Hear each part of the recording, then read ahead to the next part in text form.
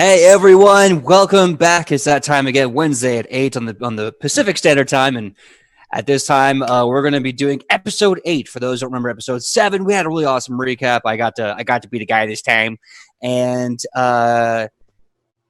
before we get into that, let's just a quick introduction to who all these players are in case it's your first time. So, Casey, please tell us who you are, the character you play, both of your pronouns, and when you're ready, go ahead. All right, I'm Casey. I play Matthias, our rogue. I was going to say deadly, but depends on the day and my roles. But both of our pronouns are he and him. That's it. All right, awesome. Next up, Ian, tell us those same details. Hey, my name's Ian. I play Woodward and roll for Mush. And I'm a druid, not in real life. I play one on the stream. And what was the last one? Oh, we go by he, him, they, or them. All right, next Stumbled up. through it. It's okay. At least you know. It may take a while to get there, but we know. Sidney, please answer those same 3 questions. I'm Sidney. I play Ilona, the half-elf cloistered cleric, and our pronouns are she, her. Wonderful. Mr. Powell, please tell us those 3 things for you. I'm Michael Powell, and I play the fabulous Rufa, a investigator, and my pronouns are he, him, they, them, and we. Yeah. Very, very nice. In a true fabulous fashion, Rufa owns all the pronouns. Next up, Kylie, please tell us a little about yourself, Kylie. Hi, I'm Kylie. I play Shionibus, the Elven Ranger. We go by she, her, and yeah. All right, and I guess that just leaves me for right now. My name is PJ. I am the GM of this show. My pronouns are he, him. I'll be playing everything in between. Amy will be taking this week off as well, but don't worry, we're going to get her back ASAP pronto, and it's going to be awesome to have her back in the seat with you guys. That being said, now that we've got a kind of an idea of who everyone is and what it is that they're doing, a quick little recap of last week's episode if you haven't seen it. Basically, these awesome people got to this giant quarry that was filled with a humongous army of orcs, goblins, hobgoblins, and a new big super orc, kind of like the one that they've been palling around with the past day or two. After some creative explosions from their new friend Morinle Logorunun, I got it that time. They have finally conquered this quarry with big bada booms, and then came out to see that not only do they have 2 new super units working with them, these heroes here, but Champion Zanakin, one of the champions of the Black Spear Orcs, and what we can tell is the leader of this area of Orcs, has come out and issued a parley, or at least a negotiation, with these wonderful folks. So we're going to pick up the exact second we left off, as Zanakin is sitting with his arms in the air, wide, screaming up this long valley, or gorge, if you will, to the mountaintop above them, where these heroes are standing with their 2 massive new units of orc. As he just says, "Parley." Pardon? What was that? He shouts again very loud. Parley. Oh, you're rubbing it in. You're so mean. I'm gonna look back to the group. Rufa looks back to the group. Go. I don't know if I exactly trust him, but what say you, friends? I wouldn't. I think we got more numbers there. I think we got more numbers than he has down there. So we might as well give it a shot, but I think we also have to figure out how to get down there first. That's true. We don't need another Shionibus jumping off a ledge moment. Can't we just move past that? Bring that once every time.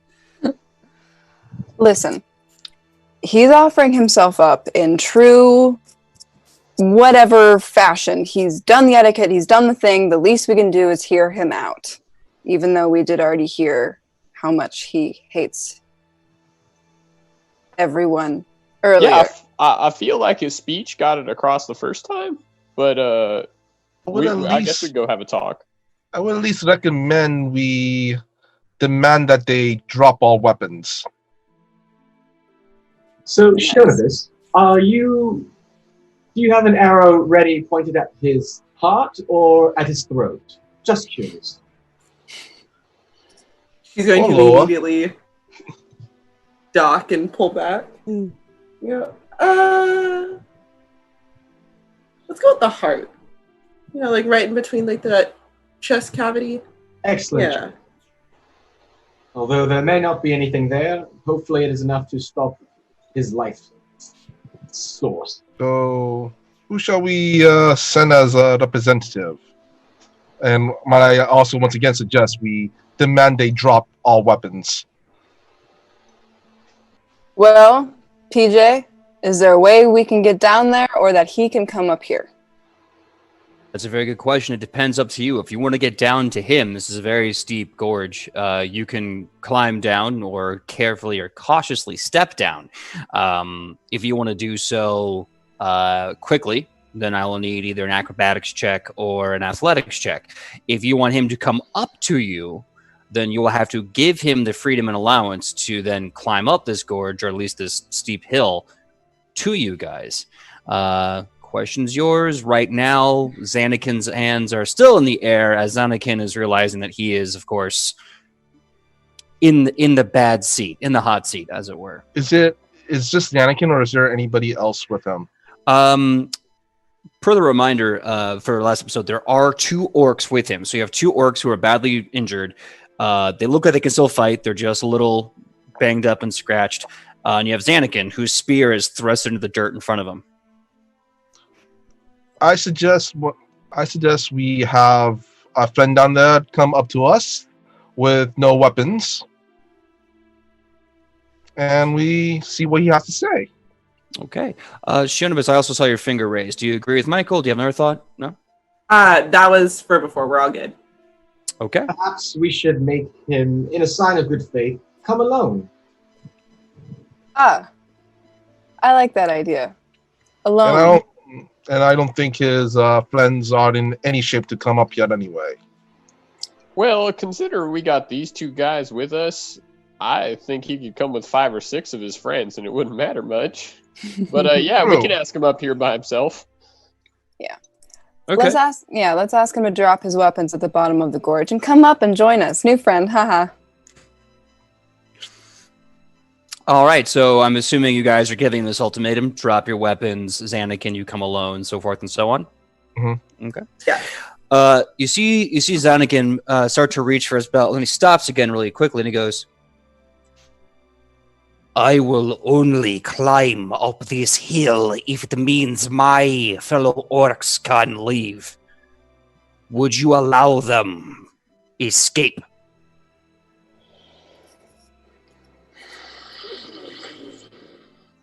Yeah. I mean, it's 2 orcs. I'm not really... Woodward turns to, I guess to the rest of the group. Hey, don't we have this place surrounded by the dogs? Like, they won't be getting very far anyway. Like, we can just let them go. That is, We could have just the other 2 go after them, too. If they don't just move in another direction. I mean, if they leave accordingly, then I don't really care. I mean, yeah, they're going to get caught by the dogs anyway, but we're not going to let him know that. So we can, Oh, no, not yes. at all. Yeah. Let your guys go. It'll be fun. I would actually, Lufa gonna have Lufa say, I'm not too sure about that. Having hostages in this situation could be very valuable. It could be a power play, as they say. You mean if Question. we take... Would Shionibus know? No, never mind. No, what's your question? I was going to ask if Shionibus would know if orcs care about hostages, but given their last couple of camps, sounds like they don't. You would also remember, I think, at some point in the first couple episodes, that the orders that they've been following for the past couple of days on this operation is to not take any hostages, or what I'm trying to say. They don't take prisoners. There you go.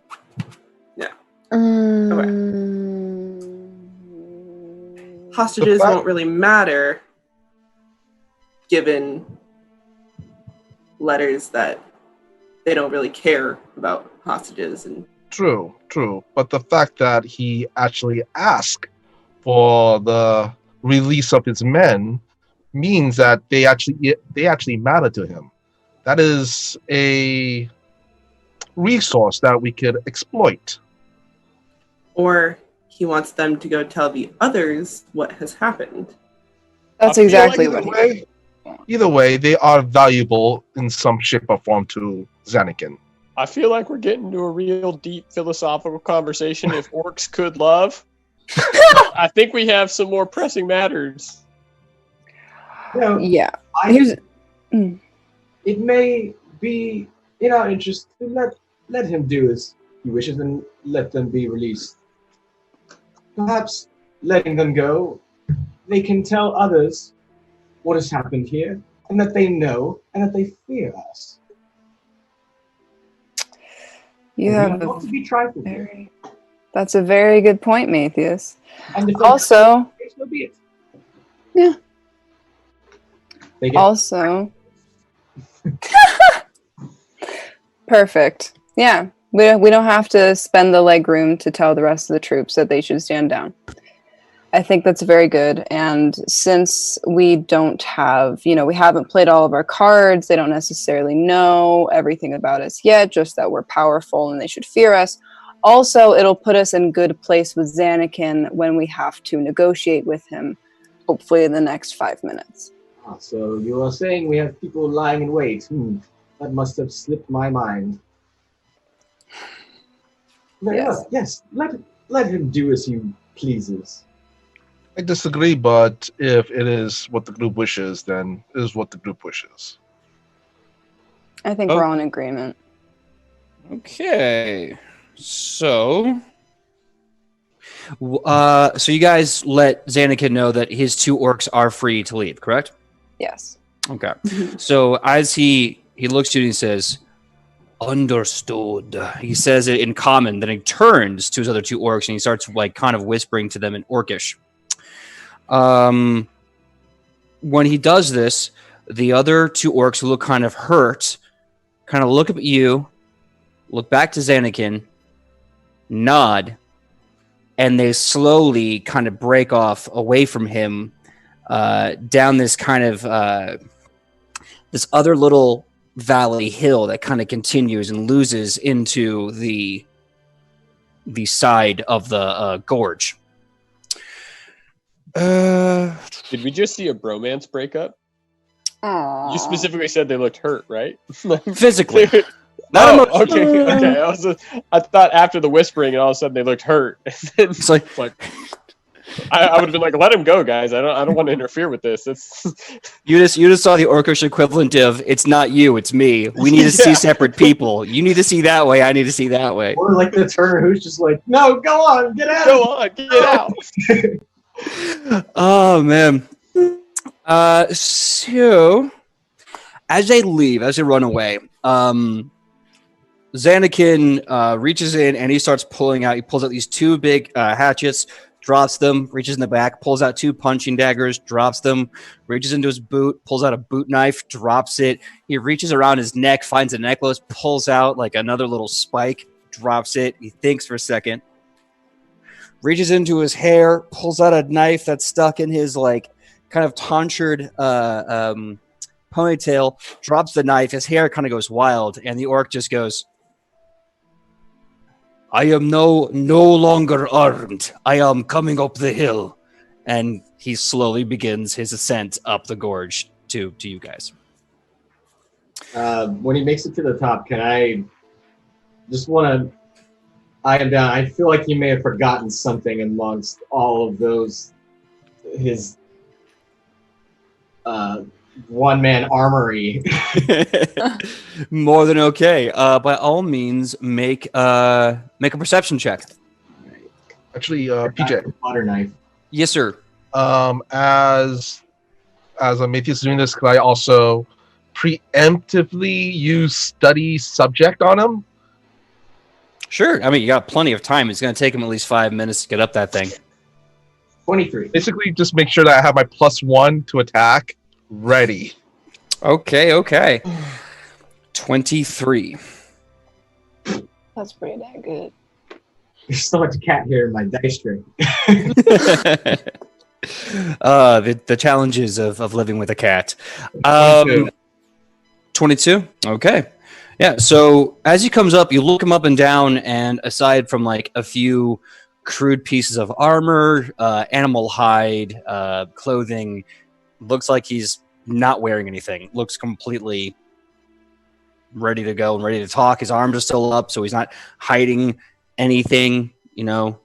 He's not even wearing anything except for, like I said, a few pieces of hide and work clothing. So he's just kind of hands up in the air. Make him What was that? Make him strip. Okay, I'm gonna need a diplomacy check. All right, so Xanakin. Yeah, well, he's gonna have to roll a performance check. It's one of those nights. Okay, hold on. Sorry. No, I'm kidding. I'm totally kidding. So Xanakin gets up there. He's got his arms up. And he's saying, negotiate. We are going to negotiate now. Yes. My name's Woodward. This here's Mush. Is common harder for you to speak in? He kind of pauses and goes, we speak common, but Orcish is easier. I can do both. Shonibus, you're up. What is it? Fine. Orcish. I mean, he's been quite nice so far. He dropped everything on the ground. He climbed up this hill for us. The least we can do is present him with somebody in his own language. Yes. This man is plotting You still communicate world in common. domination. Yes, dropping his world domination. No, but we could smash him like real quick. It's not like I feel like we could give him a little bit of slack. World domination. Well, I feel like we could get a few things I still confused if he starts saying it in common, and then the rest of us, he may not know the words all that well. Well, he could repeat himself in Orcish and then in common, because I would still suggest we all understand what's going on. Okay. I like that. So like a little Just bit in of case. both. A little bit of both. Okay. So, Xanakin, with his arms raised, continues to talk to Shionibus, and he says to her, and he's kind of talking very low in Orc, and then he'll say what he just said as best as he can in common. So, Shionibus, you hear him say in Orcish, what's left of my men, my tribe, my brothers, has just been given the grace to leave. And I will not lie to you. As part of good faith, I have led them to the basin that we said we would skip out on in case this operation was to be compromised. Now, granted, they are in no condition to swim. They will be going to a watery area, but at least they'll be safe there temporarily until they can get away to get back home. What I want, if you will let me, is I want permission to take my weapons and my things and leave to safety. And as he's saying this in Orcish, he's, as he's there going like, Fuktro, mi brokas, mosote, wosan haun. And then he just kind of repeats in common. He's like, my battle brothers, given exit, me want to leave with them. So you're hearing this conversation. You're hearing what she's hearing in Orcish, and of course the loose translation equivalent. She, in fact, does laugh. Like, good one. He looks at you in Orcish, and in Orcish he says, the translation of common idiom, which is strictly translated, it says the last effort gamble, but in common it would call it a Hail Mary pass. Great. Michael, what's up? I was wondering if I could roll a legal lore check to know anything about kind of like for orcish warfare, what's the etiquette and circumstances and all that kind of stuff? I would argue that legalese could not be used to understand orc war tactics. If you want to use legalese to create a binding contract or a deal, one that might favor you better than him, or to understand a deal, sure. If you make a deal with him now, legalese would be helpful, but not for understanding advanced orcish war tactics, especially considering that, and I don't want to sound rude, but orc and war tactics don't really go hand in hand. It's more like throw orcs at a problem until orcs kill problem. Okay. I mean, efficiency is key. Don't go crazy with it. Yeah, but still. So he wants to go, which I think all of us are under the impression that that's a really bad idea, and we need answers from him. Of course. My question is, are we going to have to use force, or will he come quietly?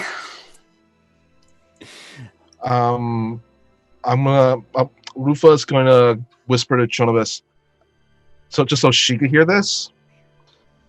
Technically, he is prisoner of war at this point.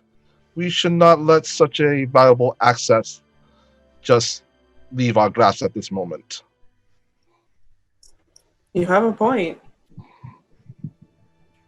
So, a bit of an update. I've been scanning the area throughout this conversation. I have still yet to find a reason not to kill him where he stands. Well, hold on. Information is often key in these type of situations. He wants us to release him without any gain for us. What are we supposed to be gaining from this exactly? Well, that's literally the point of the conversation. We've got to talk to him and give him his terms for leaving. All I've heard is, let me go. So. Xanakin, he wants information.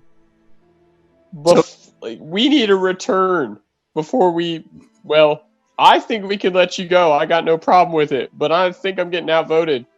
So maybe some information could help you in your cause of living. Xanakin looks at Woodward, and he looks at Matthias, and he says to Matthias in common, what do I need to tell you to properly be kept alive? See, not bad. It's a pretty good start. I have ideas. Rufa's going to whisper once again to Jonabes. Once again, like I said, prisoner of war. We could keep him alive, but we should not let him rejoin his army. The fact that we have him right now is a severe blow to their forces. Having a general in our grasp could possibly turn this war in our favor. Rufa, why are you turning into an evil chancellor? Yes. He's a lawyer! One of us. Rufa shows up. Yes, Prince of Hugo. Not from the. Just think of me at Jafar right now. All right. So, what are you going to say to Xanakin? What are you going to ask of Xanakin? What's the deal for Xanakin? Xanakin is offering himself to you, and he's saying he's asking, because I'm sure chat just listened to that last part and shoot up alive. He is asking, what do you need so that I can be safe? So here's the deal. Whether we take him or not, we still need to know some information. So let's go down and figure out what information we need to find out. One, we need to find out how many soldiers they have and how big their forces are. We need to find that out so we can be, proactive in defeating them. Two, we need to know what they have destroyed so far. Is Cobbledale their first target? Have they attacked anything else? Is there anything else that they are currently aiming at and haven't gotten to yet? So we can intercept that. Three, we need to know who the exact person in charge is so we can absolutely go and detain them if that is something that we are going to go ahead and do. Those are my three thoughts. Are those in character or out of character? Imagine Alona huddling the group up while Leontari and Lova keep an eye on Xanakin, she's huddling him up. She's going, so every hostage situation that I've ever read about in a book says that we need to know these 3 things. So this is what we're going to do, right? Because that's what I read about, and it seems really silly if we don't ask at least those questions. Let us not also forget the creation of the giant Orcish friends as well. The units. That's number 4. Yeah. That's a good First, one. That's important. That's kind of important. First, do we have any rope? I have rope. Can I use it? I offer the rope. She's gonna take it. She's going to take Leontari's wrist and put him over and have him standing next to the general and tie his wrist with the rope and then tie the general's wrist with the rope. So he ain't going nowhere. So when you come back to champion Xanakin and you start kind of creating this effectively a manacle between him and Leontari, you see that his arms are up, but he's talking to Leontari in Orcish. It just kind of sounds like some stupid Orcish conversation, like, how are you doing? Are they feeding you? Do you remember your training? Do you remember who you were? That kind of thing.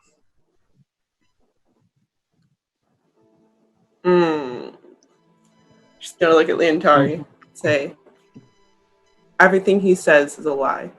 Do not listen to him. Focus on that tree up there. Leontari. I want to know exactly how many leaves are on that tree. Leontari, now with his manacle to Xanakin, says, new unit Leontari, target acquired. Stares at the tree and just starts going 1, 2, 3. Of course, this is all in Orcish. So in Orcish, you hear him counting. He's just like, ach, dach, sach, fu, dach, fu, sach, fu. And he just keeps counting through in Orcish. Have we fed him, though? Have you? He just goes to sleep mode, like trying to feed a computer. I figured he was green because of the photosynthesis. I figured he ate when we ate.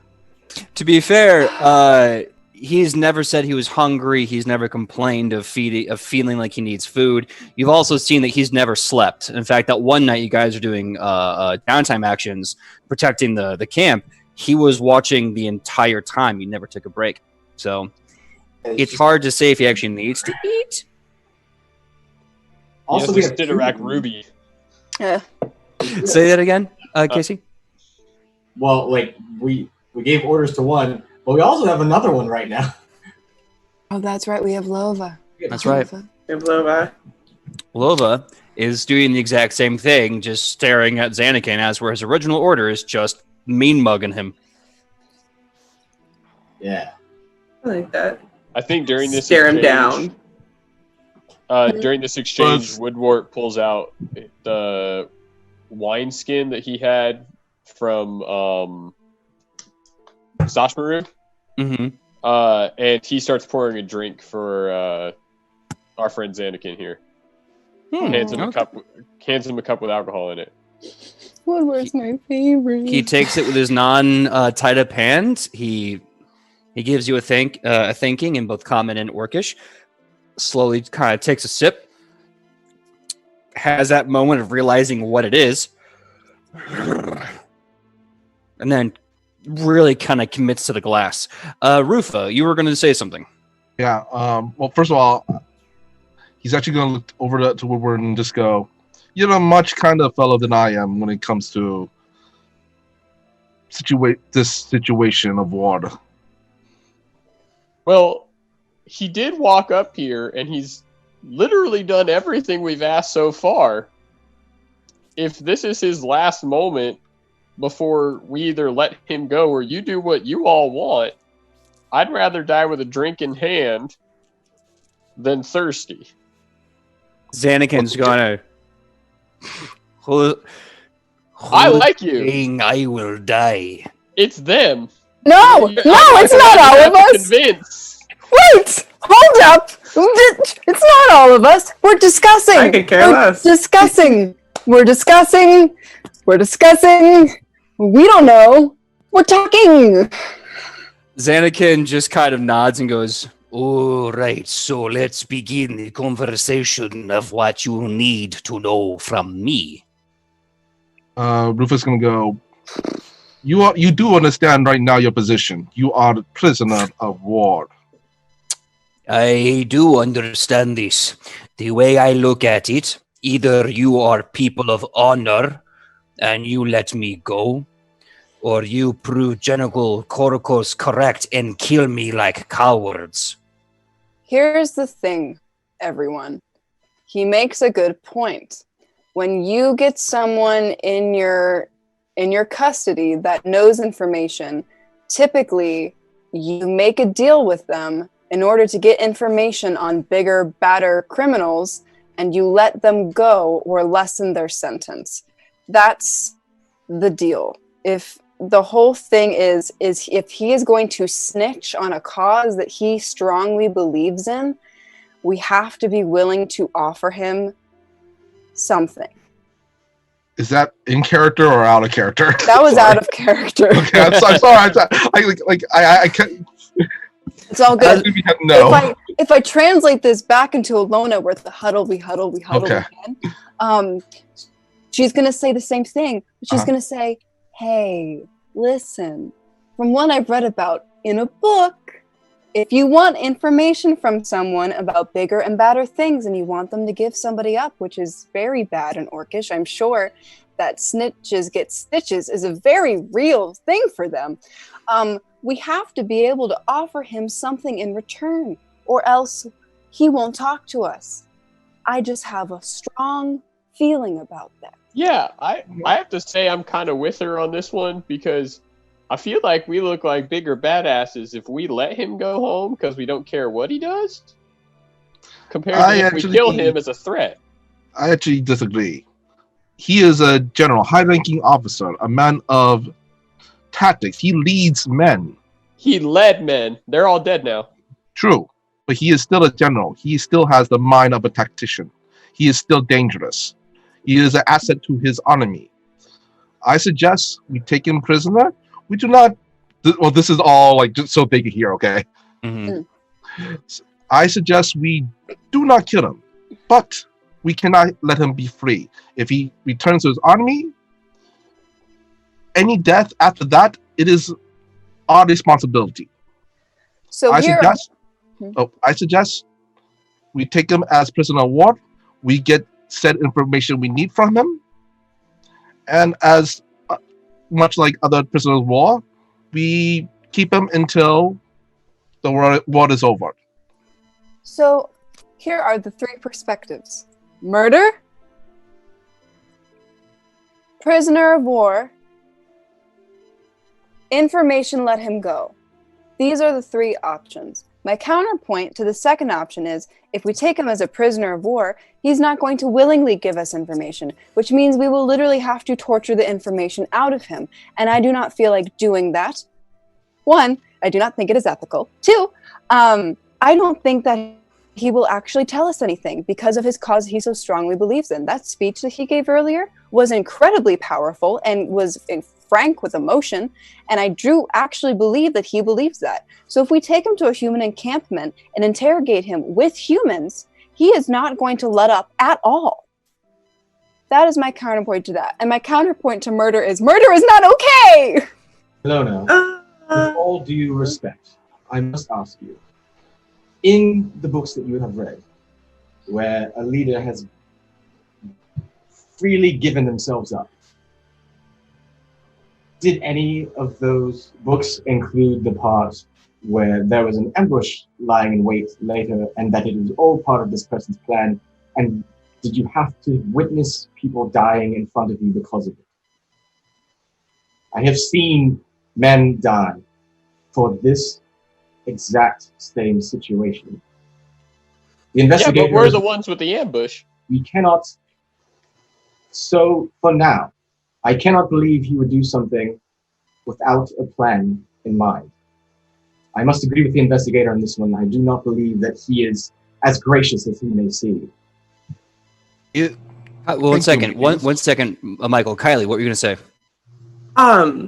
Just to clarify, when Xanakin spoke about Korokos and he said, "Oh, well, he knows that you're just going to kill me," so Korokos knows about us. I just want to clarify. Have you asked Xanakin anything? So you have heard of us. You have heard of me. If that was in character, I would have given you a hero point. That was so good. No, I wouldn't say it though, so I can't. Maybe there's plenty of hours left in the day for you to take hero points. So yeah, have you actually tried to ask Xanakin anything? Right now, he's waiting for what the token exchange is between his potential life and freedom, or at least just his prolonged murder, and what the opposite currency will be. Yes, Michael. Question. This is some out character stuff. Would it be possible, because to use Chombus as a translator, if I want to ask a question to Xanakin about something more in depth, but would I be able to use my roles, like my diplomacy or my deception or intimidation roles? Would that be possible? Well, he does still speak common. It's not his strongest language, but he's enough to understand and speak it and read it. So you can still do your roles. You can still talk to him as much as you want. But again, Xanakin is waiting for how this negotiation is actually going to play out. So far, he's been given some water in a very stiff mug, and he's been manacled to a new unit that you can just kind of see him just talking to out of idle boredom, I guess. Okay, so at this point we have to put it to a vote because the party is very clearly divided, and I don't know if any amount of talking is going to change anyone's opinion at this point. At least we've ruled murder out, straight up murder. That's good. Yeah, we've ruled out straight out murder. I think Woodward turns around at this point and he says, and he looks to Xanakin and says, "Okay, so we got to start with questions somewhere. I shouldn't be the one asking them, but everybody else is in some sort of debate. So, how many other people do you have around this camp?" Xanakin pauses for a bit, and you see him thinking in his head. Just for clarification, do you mean this camp here or in the greater Adolphon area? The latter. Greater area would be great. We did not have full representation at the war meeting. Some people are left behind as far as other parts of Adolphon. Last I saw from the missives and the notes, there's at least 5 armies marching from Mithun, from South Emery, from the west, and there's probably a group coming from the North Alps into Adolphon Prime. And So, how many of the big guys do they have with them? He kind of laughs and he says, "All I know is that there are more and more being made." Rufa kind of injects, when you say enemies, how many soldiers do you have in said enemy? He looks at you. You see him kind of take a long drag through his nostrils, through his kind of nose, and spits in disrespect at the dirt, and he says, "However many people humans consider an army." Jonabos is gonna look at him, be like, "Do you know who we are?" In Orcish? In Orcish. Orcish, he responds by calling you what is effectively the term for a bad one-night stand. Ha! In common, he says, enemies? Gonna chuckle and nod her head. Yeah. Michael. Question. Is it common knowledge of like how many numbers does make up an orcish army? An orcish army? There's never been an orcish army. Okay. There's raiding parties, there's tribes, there's attacks, there's no military So infrastructure. how many is in a raiding party? 15, 30, sometimes 30? 50, depending on the Okay. group. Alright, Kylie, was there anything else you wanted to say? Sorry, Michael. I was gonna add. Yeah, I was gonna add to that. hit me with it. Next question. Does General Korokos know who we are? He thinks about it, and he looks you in the eye, and in Orcish, he says, he knows that there are interlopers. Out loud in common, he says, he knows he has enemies. Rufa kind of injects. How many raiding parties make up your army?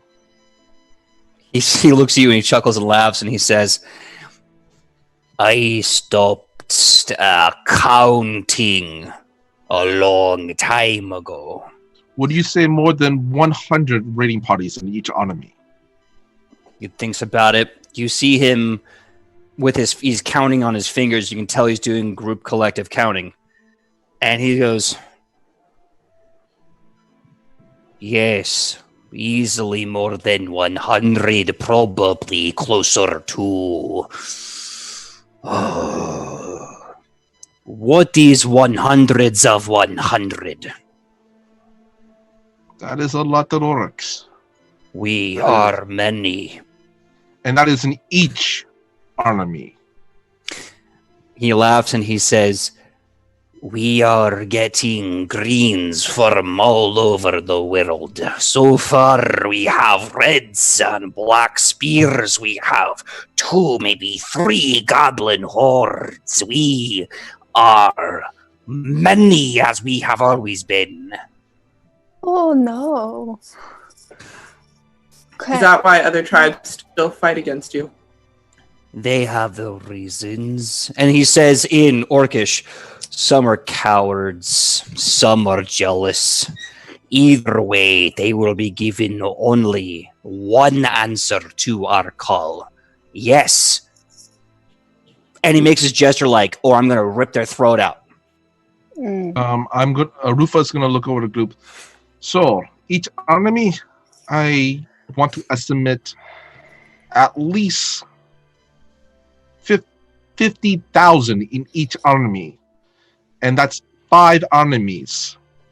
That is quite the force, and I am being very generous with that number. Zanakin smiles again. He says, that is just the force moving onto Adolfon. I know you've seen the maps. We are everywhere. Okay. Ilona is gonna gather everybody again, with Lova and Leontari looking after Koriko, Zanakin, and she's gonna say, this is clearly so much bigger than we could have ever imagined, and I'm getting a little overwhelmed by how much I really don't know how to handle this.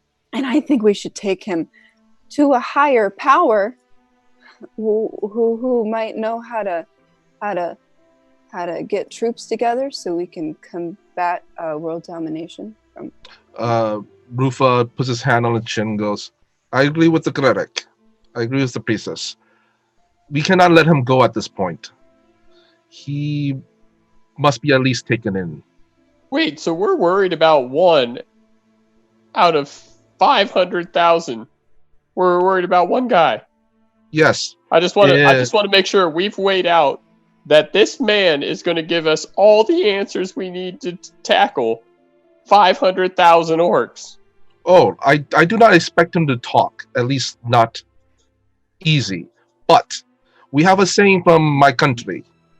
one general is worth 10,000 soldiers. Your country doesn't do math well. I have to say.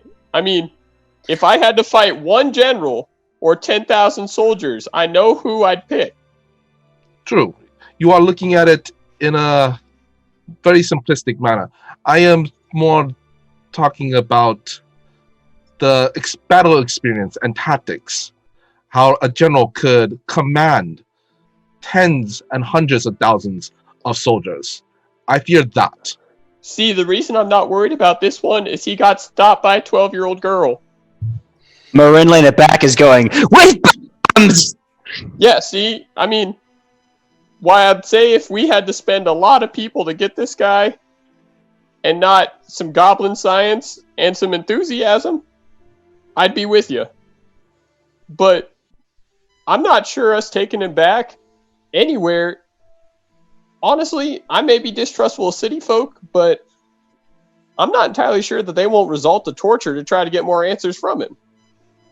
I don't think Cobbledale will have the means to handle someone of his stature or status. Okay. So we but- take it to Elephant. Even then,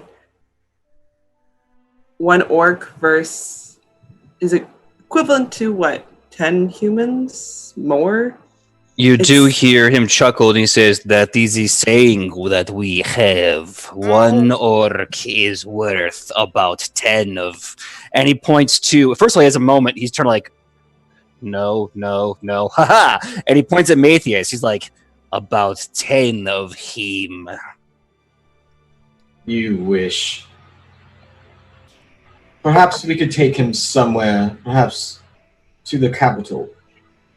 A place, a larger place, where there are possible armies. I do not think that taking him to a smaller place like Cobbledale could be of any benefit to us. In fact, it could put Cobbledale in danger. Now, if this piece of filth is going to continue breathing, I would suggest it in a place that is more heavily guarded. And I do not wish for this orc to inconvenience our path in any way, so we should continue on where we are going. And not let him try to stop us. I agree with Matthias.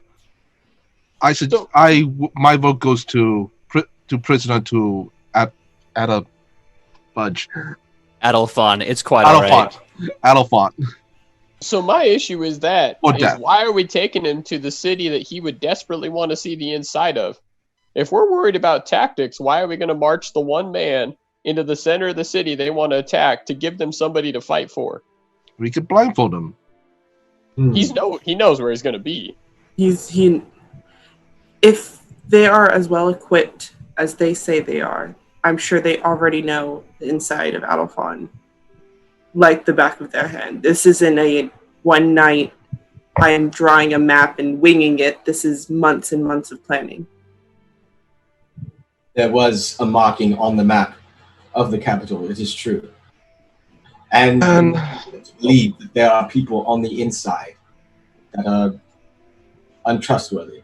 So, if we were to put him in connection with people on the possible inside, yes, I look to him and I say,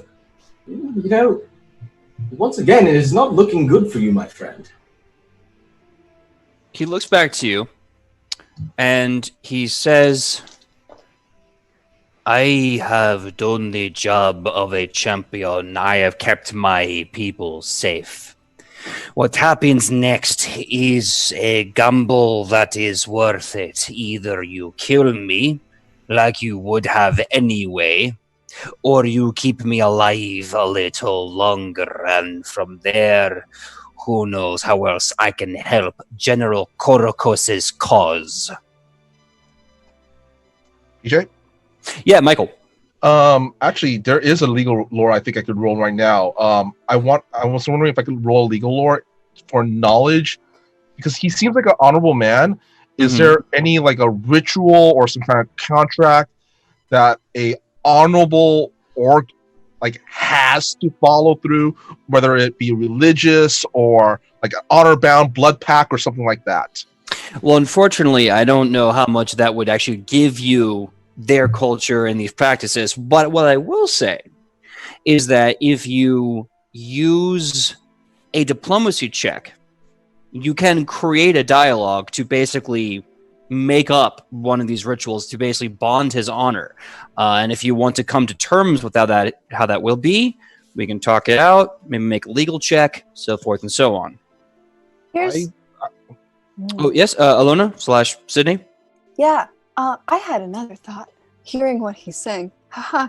Maybe if we treat him like a decent being, deserving of life, maybe he will change his mind.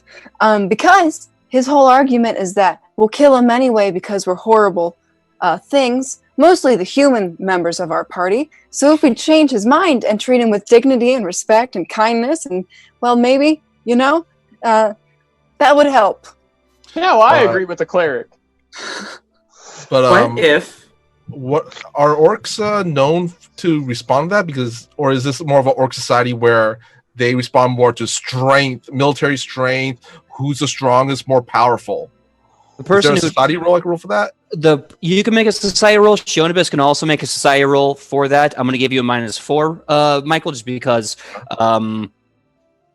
you might know stories, you might have exposure, but you don't really know. Shionibus, having learned the language and hunting orcs, probably has a better grasp on their society. Okay. 17. Okay. And I also have an idea. Okay. I want to hear about after this. -4, right? That's correct, Michael. 21. Okay. So hold on to that idea because I want to hear it, but I'm going to give you this information first. So the question was, remind me again, the question was about Orc Society? I just want to know, in Orc Society, is it like honor bound, strength, might choose strength? You have to keep your promises. What is it, like a brutal alpha male society kind of deal?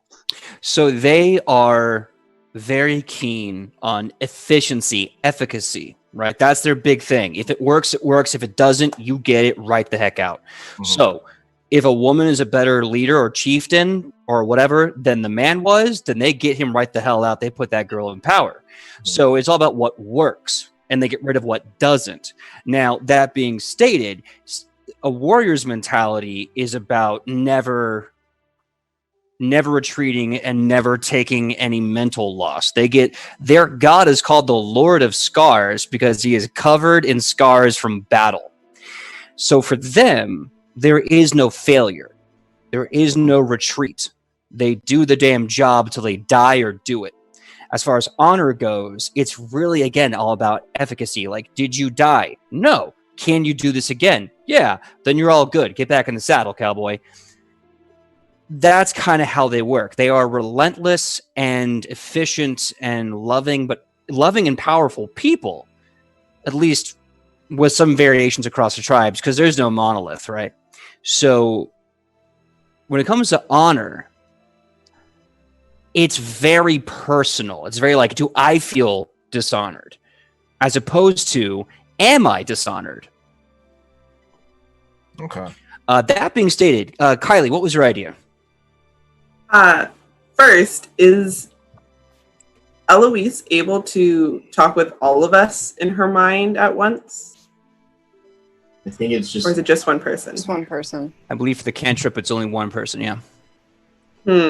Okay.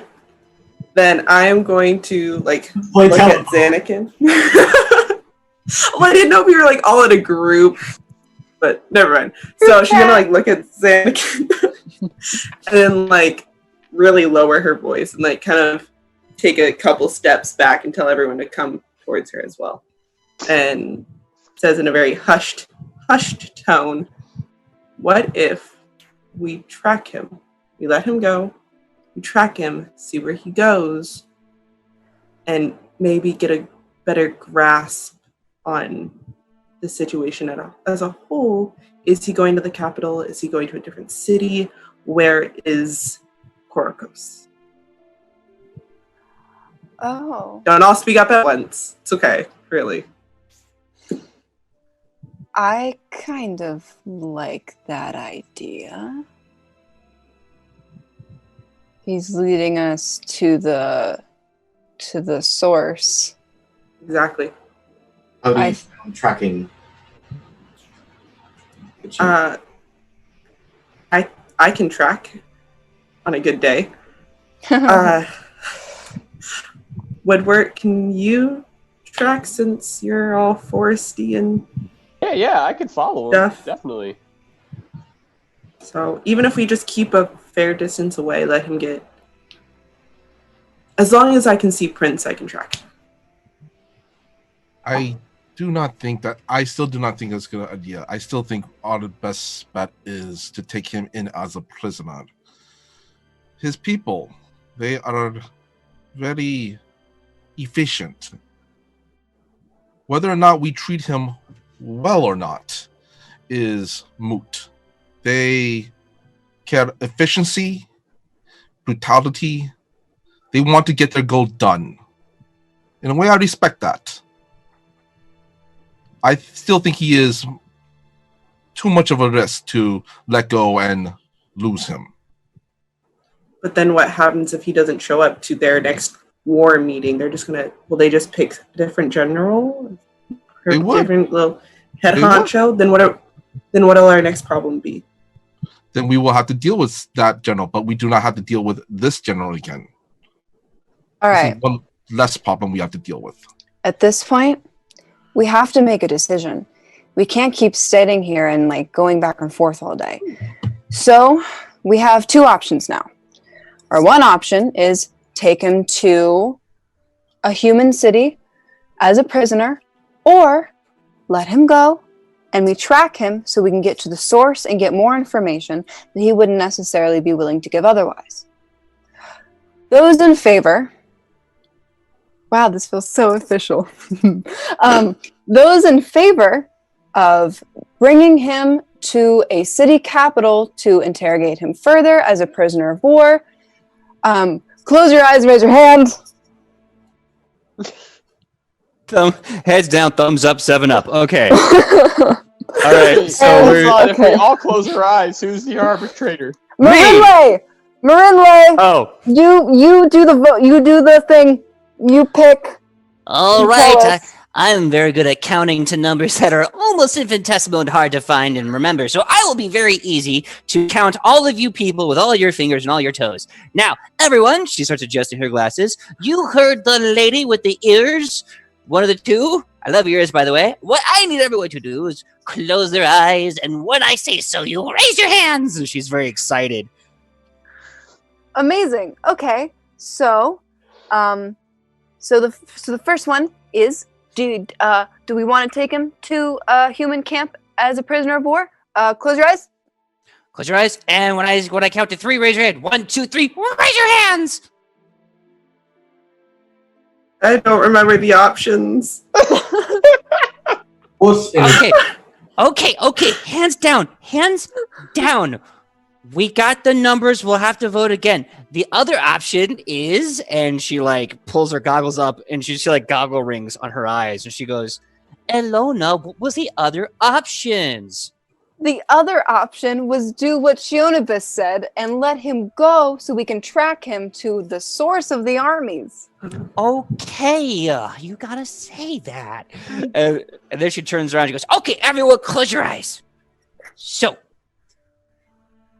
you've already did one vote. The other vote is for letting him go and tracking him. Raise your hands! and No then she goes, peeking. Now put it down. and then she puts her goggles back on. She goes, Ahem. If my counting is correct, and it is correct because I'm always correct, I believe it's a tie, and someone voted twice. Oh. So there you go. We solved nothing. she starts kicking the dirt. I'd like to raise to a third option.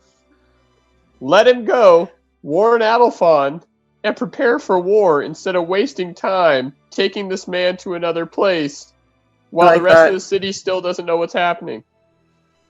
Yeah, they need to know as soon as possible what's going on. Okay. We send a dog for that information. Based on their reception inside of Cobbledale, I highly doubt Adelphon will give them any sort of time of day. Or what about one of the Ulfgard? Well, I don't know anything about them. Then Larian spoke. If he goes in there, he's going to kill the senator. Not him, but one of the other company. I don't know if you want any of the other company doing it. I feel like somewhere Zeshmaru is like just drinking bathwater, going, "Hey, we're okay." Or Morel. We can send Morel. He seems like a good fellow. I think it would be best if we make a decision, we all do it. We don't send someone else to do it. Who exactly did Morel cause multiple atrocities to? Which people?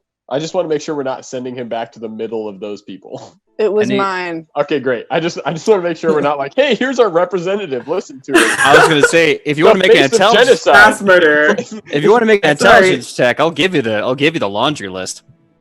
Yeah, it's not. Ooh, I'll do it. Okay. Give me an intelligence check. If you have some sort of lore check that you can use, lore history, lore of the world, whatever lore you want, lore Acadian history, I'll give you bonuses for that. Otherwise, can I use society?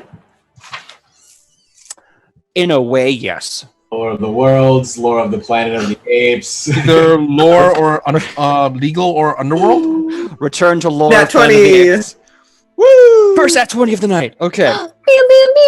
So, Rufa, what were you asking for? Legal lore? I said eagle. Can I use legal or underworld? Nah, not on this one. Okay, then I'll use society then. All right, we'll go ahead and roll your society. Shionibus does take it, though, with a crit 20 on that society. So, Michael, what was that number? 17. You've heard about them. They're pretty famous. They're kind of a big deal. And you're going to know half of what Shionibus is going to get. Shionibus, you're going to get all of this. The Acadian Empire has been around for a long, long time.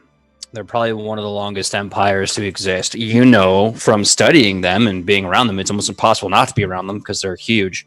That not only are they the reason there's been so many horrible atrocities in Or, but you know that they have, society-wise, everyone hates them. Adelphon probably solidly hates these people. Most of the elves in the world hates these people. The East hates these people. There's constant infighting in Acadia itself, as well as its satellite nations or city-states that have fallen since Acadia has fallen from its former glory. These people are universally hated all over the world for over 10,000 years of history.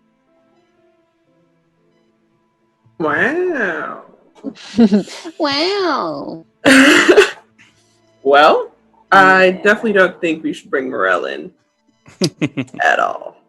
We should keep him on the outskirts, you know, in case things go south. We don't need also another war erupting inside of our already war going on. Okay. Yeah. Well, not bad, huh? Yeah. So, we have 3 options now. Alona rubs her temples. All right, so we're debating letting him go and just literally letting him go and going to Adelphon and telling them what's up so we can prepare for the war. We have letting him go and tracking him to the army so we see what we're dealing with, and we have taking him as a prisoner of war to Cobbledale.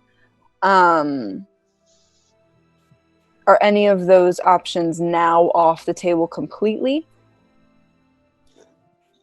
Anyone? No. I still suggest we take him in as prisoner of war. Okay. I say we get ready for war. Okay. That too.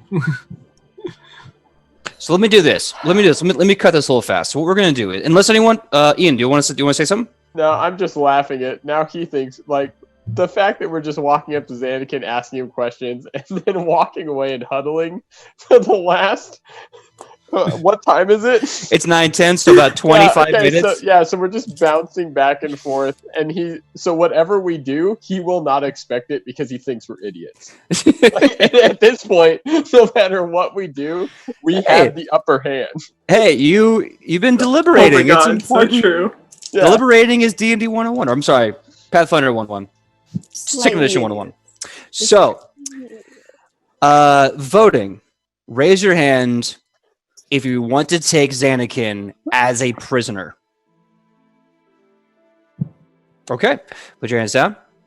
Raise your hand if you want to release Xanakin for whatever reason, tracking, etc., etc. Raise your hand if you want to let him go.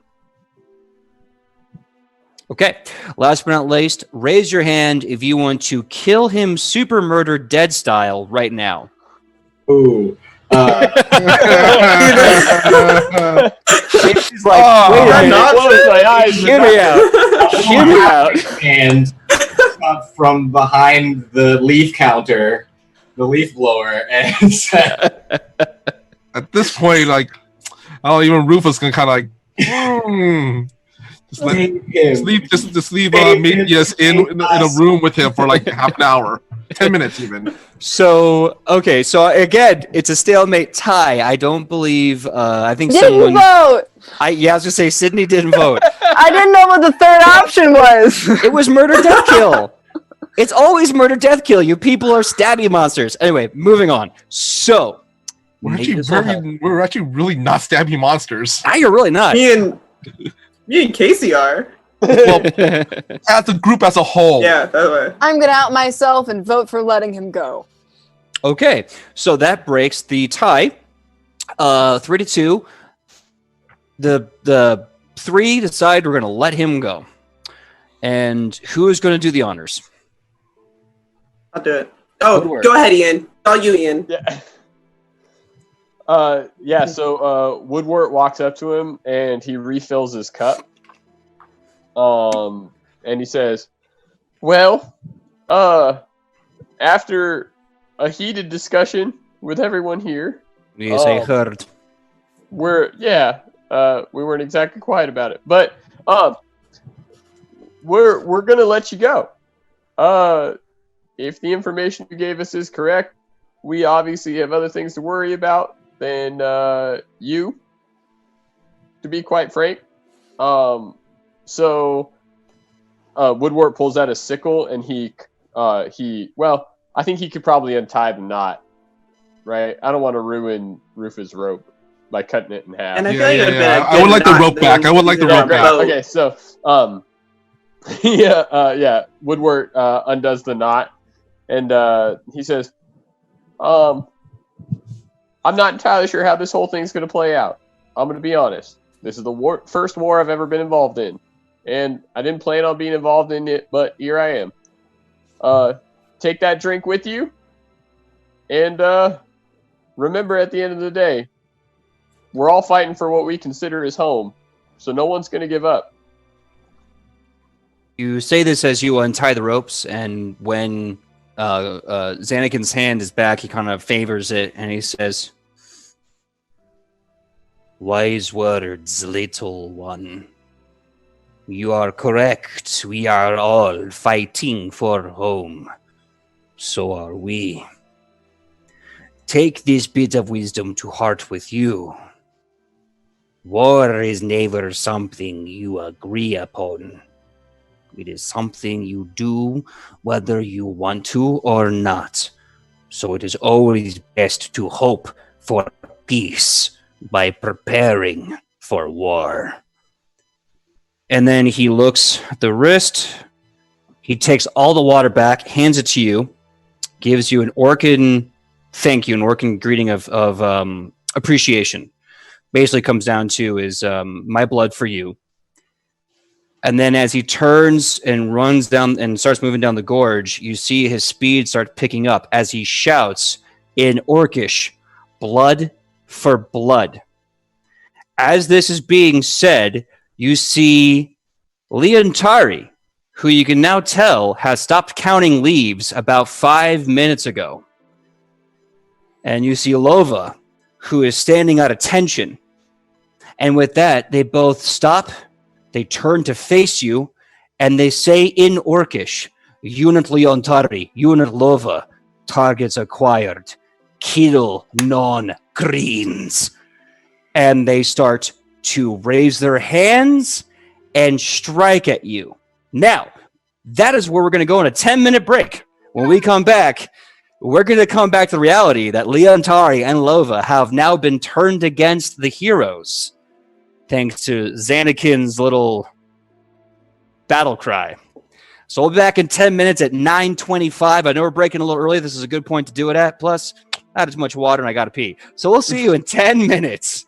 9:25. Later, everybody. Be See back you in in a 10. bit. Should have killed him. We should have killed him.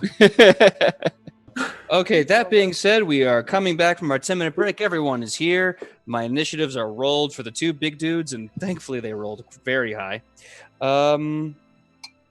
So Why is Thankfully that for good? who? Yeah, Wow. you're really rooting against us, bud. no, I just want to see fear in your eyes. That's all. Can I just say That was when I signed on to this. we decide next time we run across Xanakin, we kill him. Kill him. Oh, yeah, Kill him. yeah. Sight. Oh, At this point, Woodward's pissed. mm. So You're pissed. What about me? Hey, that let being me just said, say, before yeah, we Casey. get started, we got some RP to do after this. Oh yeah. Yeah, mate. Yeah. Oh, I Rupa and can't Matthias. wait. Yeah, that It's gonna- campfire is gonna be spicy. Yeah, we're just gonna go like, I told you so. I told you so. Campfire is gonna burn hot. I was just gonna say, how do you roll for I told you so? Is that a diplomacy check? Actually, yeah. I would say yeah. No, I'm gonna say occultism +3. That's like Don't super forget performance. spooky. Also performance. Yeah, I'd say do like- performance. I do like Oh, that the what was wagging of the called out. finger is performance. I do like what The head bob. Right. The we neck were roll. called out in chat. we were. Yeah, we were called out in chat by Malus 1974. This is what happens when the creepy child wizard is missing. like, and I Listen, couldn't go help but write haywire. back. Yeah, I was so close. I got a text from her saying stab him. Okay. Oh, great. Okay. We will have Eloise do the I told you so dance. It'll be amazing. But that being said, till then, I need everyone to make their initiative rolls. You can roll perception. You can roll perception. That's really all you can do right now. Give me those perception checks for this initiative. I you got. see how hard we're gonna get hit? I Now got. we're getting 26. 26. Yep. I'm at Listen, 25. yeah, like murder hobos ain't playing around. Yeah. So we got 26. So we got Matthias with a 26. Matthias, I imagine your dexterity is higher than Rufa's? Maybe? I don't know actually. I mean, my stat is an 18. What's your stat, Rufa? In Dex is 14. Perfect. Okay. So Rufa's Wait. got a... Being around made me think that you're pretty dexterous. All Well, right. it's higher than my strength, so. Shonibus, you said yours was 25? Heck yeah. All right. Ian, what was your initiative? Well, the pain in Woodward's heart caused him to take pause after he made a friend. I got an 8. Ooh. Oh, Feel that pain. with that- Technically, I did roll a 1. And my +7 made it an 8. Oof. So, yeah. Sidney, what is that sweet, sweet initiative roll? I got 20. All right. hey. Okay. Okay, so let me put these in order. I'm last. Yeah. Just for the Let me record, help. just for the record, Alone is not pissed, just disappointed. Oh, that's Oh, worse. Fiona, It's this worse. is- Yeah, no. That's worse. No, what's worse is two giant orcs attacking. That is what Yeah. is. Okay, so I'm gonna try and be nice here. So starting off first, you have Matthias out the gate with the rage of I told you so, giving you extra speed, What do you do? All right. I'm going to go for. Which one is closer, or are they just kind of like next to each other? They are right next to each other, rank and file. All right. You know what? I'm too pissed for it. I'm gonna go for Leonidas right in his legs. I'm just gonna I'm going straight like the Pelennor field. Just gonna whack those feet. Hell yeah! Roll to hit. Still only counts as one. Speaking of ones, I'm gonna use a hero point. Yeah, yeah, that ain't. That is exactly what it landed on, and I don't have time for that right now. There we go. That is a 20. Just powered. What was that again, Casey? 24 to hit. Nice, that hits. All right. So Which one? Which one are you attacking, by the way? Leontari or Lova? Yeah, I'm going for Leontari. Okay. Not doing a lot. With a whopping 4 damage. Okay. It's a twin feint, so I need to roll to see if the second one hits. All right, go right ahead. Let's see. And he is now flat-footed. I can see him right under his feet. And of course I roll a 2 right now. So that's going to miss. However, the dice giveth and the dice taketh away. That Beautiful. they do. All right, so you slide up to Leontari and rage, and you snick both blades out, and you go for the feet. And as you do, your hands kind of stick on his ankle like it's a tree. So you do the 4 damage, but you hear this really hollow thunk as you collide with him.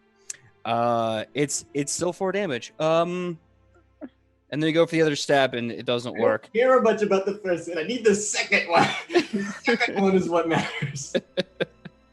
Rufa, what do you do? Leontari, by the way, still getting his hands up, not even paying attention to you. Well, I shouldn't count myself out yet. Is his AC 5? Higher than 5? Yes. All right, then I'm screwed. It's like, all right, I'm gonna be dead. Rufa, what you doing, my man? Question. Remember I took all the notes from the place down there. Mm-hmm. I was wondering, when I was pretty much putting all the notes in my bag, was there anything that caught my eyes that said anything about the creation or owner's manual of these Psy Orcs? Nope. Ah, fudge. They did mention a bunch of different names for new units, but they didn't mention weaknesses Was there like a cheat sheet, like commands that I could yell out or anything like that? Nope, just the names of different units. Ah, darn. Control Alt Delete. Restart your orc. Where's Rufa, I see you. Where's the little girl with a really hard to pronounce name? Marinle, she is watching intelligently away from combat. Yeah. She's like, Can't that's a blame her. you all problem. I'm not getting involved in this nonsense. No, we're gonna. Would this be a free action, or would this be an action if I yell at her for something? Depends. Are you actually trying to convince her of something? I'm trying to yell. I want to see if I can yell at her to see if she has some kind of gadget or anything that could reset the orcs, Psy Orcs. If you can say it in one sentence, I'll give it to you as a free action. Okay. Girl, do you have anything that you could reset these Psy Orcs with? Now take the rest of your turn. Okay. I'm going to use my study suspect ability, where basically I get a plus. I roll perception, and if I roll high enough, I get a +1. Yeah. You know. Mm-hmm. You know, I'm going to pull a Rufa right now. And while he does that, I'm going to argue that since they're exactly the same, identical, that it counts for both. Hey, legalese in our assassin training too. I will allow that only because you are technically correct, the best kind of correct. 21? 21, yes, you get the +1 to hit. Cool. I am going to try. I'm not sure. Would it be a called shot if I tried to whip one of their arms and tie it? No, they're too strong for that. Woo! Oh Yeah, no! don't attack I just thought. with their arms. Can I Hoth attack them? Empire Strikes Back. Whip the whip around one of their arms or something. Slide under their legs to kind of the trip. I guess it would be a trip attack. I'll give you this. If you want to do a trip attack, you can do a trip attack. You will be at negatives. Okay. You will be at the biggest negative I can give you. Okay, I will pull. I'm gonna pull a Luke Skywalker. And try to take down one of those. I'm gonna pull Luke Skywalker. Try to pull down one of these AT-ATs. Yeah, go ahead. I just thought of a great shirt. Instead of like, don't tell me the odds, he'd be like, don't tell me the penalties. Don't tell me the roll. Don't tell me that's a good one. Yeah. All right. So let me just pull up the trip attack rules real quick. I believe you have to make a roll against his. Is it his Constitution DC? I thought it was Dex. I thought it was his Dex. Roll against his feet. Yeah. The ankles of Leotari have a +8. Ankles are currently possessing targets, which is this rope.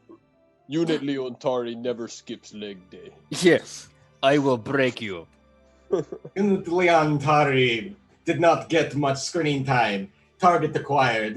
But yeah, it's against their it's my athletic check against their reflex check.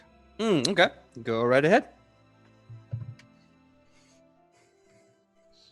If this dude's dex is like a 20 and just like I got a 18. Okay, all right. Now is that with the penalties? Yes. Okay. Really fast though, and I believe I need to look this up for confirmation, but I don't believe you can trip someone two sizes, about one size larger than you. Can you still do that? Then here's what we're gonna do. Oh, it says your target can't. Yeah, your target can't be more than one size larger than you. Yeah. So you're gonna go for it, and because I was gonna say I could have sworn that was real in my brain. So you go for the thing. You go to pull him. You see the leg that Casey's character Matthias is kind of snicked. You see the foot kind of turn out a little bit, and he stops, and he looks at the rope around or the chain around his leg, and he looks at you. And he just kind of says under his breath, "Target acquired." now in Whoville they say that Rufa grew 3 sizes that day. I think I got one more action left. Go right ahead. I would like to just. I'm gonna try to move as much as I can with that action away from Leontari. So you're gonna try to do a full move action away from him. Yeah. Okay. With your chain rope wrapped around him, or are you just gonna drop it and go? No. Pretty much, I'm gonna just let it go slack and just, Smart move. So I'm so quick. That is literally tactics Woodward can understand. Just bail. Just go. Well, my lasso didn't work. I guess I've done all I can. The time is forgetting. So you drop your whip and you run. No, I have my whip. I'm just gonna let the slack, so I'm still holding a whip. But all right, then you move at half your speed as eventually you hit the end of your rope slack, and you kind of have that moment. I say Monty Python, the Holy Grail, when they're like, "We're away!" Shionibis, your sweet, sweet babby boy and his new best friend are now very angry. What do you do? I don't like this anymore. She's going to. Well, she still has her arrow docked and loaded from when Xanakin walked up the first time. Mm-hmm. She's going to mark Lovis as prey. And I'm right. She doesn't care as much about him. And she's going to use precision All right. and just quick fire for a 21 to hit. All right. So for confirmation, because I think I lost your audio a bit there, you said you're attacking Lova? Yeah. All right. 21 hits. Kylie has answered the age-old question of a mother does have a favorite son. Oh no! I mean, we all know it's true. It's the older one and by a lot. Yeah. That's 6 damage. Okay. All right. So Do I have one more action? yes, I believe you do. If you're going to attack again, you're going to be at the penalty for that. Yep. Let's do it. Yeah. Out of the triple. 21 again to hit. Nice, that hits. That's 8 for damage. Nice. Okay. So, you take 2 shots. Thunk, thunk. They hit Lova in the chest, and you can actually see the arrows hit the meat, kind of lose all their inertia, and drop to the ground. You see a bruise where the arrows hit him. And Lova suddenly turns, and an Orcish says, "New unit Lova, time to get acquired." And now he's looking you dead in the eye. Zoinks. Leontari's turn. Let's see. Leontari's target was Rufa. Leontari starts moving very easily over to Rufa. Yeah. Let's see. Single step. Also, I would like to point out, just in the midst of all the chaos, that we have a sorceress as well. Just as a Okay. public service announcement. I was like, Amy, what are your spells? That We have a is. Deus Ex Machina. Yeah. That's what we need to. Okay, so great. I just rolled her initiative, if I remember her number correctly. If not, I'm giving her the safety. And that puts her after Ilona, before Woodward. Cool. It's not a surprise. I mean, with an 8. So, Leontari, as everyone knows and loves and remembers, reaches over, finds a nearby tree on the edge of the gorge, though, pulls out in one quick gesture the entire tree, and kind of hefts it into basically what could be described as a beat stick, like a bat, and swings down on Rufa. Rolling to hit a 19. Does a 19 hit Rufa? Yeah. Yeah. These It guys is- one-shotted Morel. With a So- full armor and is a paladin. Yeah, like a badass. Yeah. Like one-shotted a badass. Listen, my goal right now is to Hey. keep down swinging.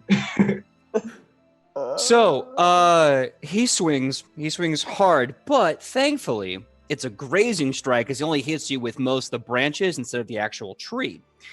He does 14 damage. Oh, How much HP do you have, buddy? that's 17. Oh, no. You have 3 left. I'm so sorry. That's not funny. That's just like, oh. I'm My not a turn is frontline fighter. You do hear off in the distance, Marinle says, no, but I recommend running.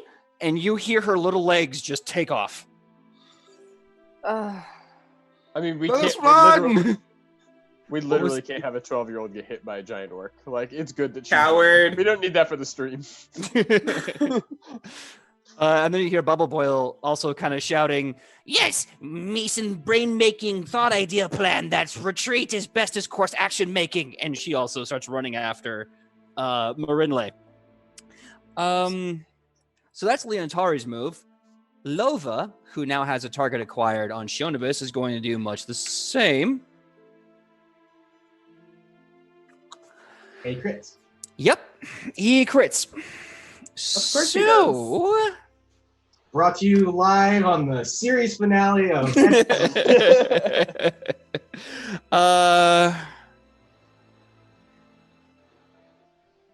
Oh, okay. He actually rolled very low in the die phase. I'm actually kind of shocked. He only hits you for 11 damage from a crit. Aha! Okay.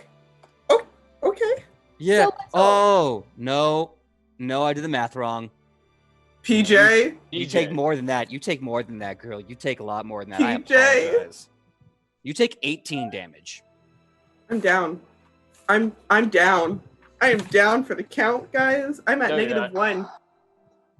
That's not down fully to- dead That's yet. not dead yet. Not dead yet. And you remember you got that hero point, right? You can That's cash in that true. hero point to come back from the dead. No, well, not back. Not yet. from Fuck the you dead, again. Oh. Yeah, not yet. Not yet. So Lova grabs another like giant tree, rock, just some part of the forest. Why are It we just- leaving these things lying around? Why are we leaving trees on the ground? They're just sitting there like everything is weapon when you're a new unit, Okay, Leotari and okay. Lova. I'm sorry I didn't clean up, guys. I mean, I know the woods are my jam, but like, come on. You All these it's pre-rendered my blocks. room. I can keep it how I want it. And also, I kind of want to remind people in chat, we are still level 1. Yep. Yeah. That's also PJ's fault. Hey, you guys I aren't feel far like away Peter from the Parker level. going up against. I feel like Peter Parker going up against Thanos. Look, if it makes you feel any A little better, rough. they're not that higher level than you. It's just you're fighting two of them. That being We're said- not Peter Parker going up against Thanos. We're Howard the Duck going up against Thanos.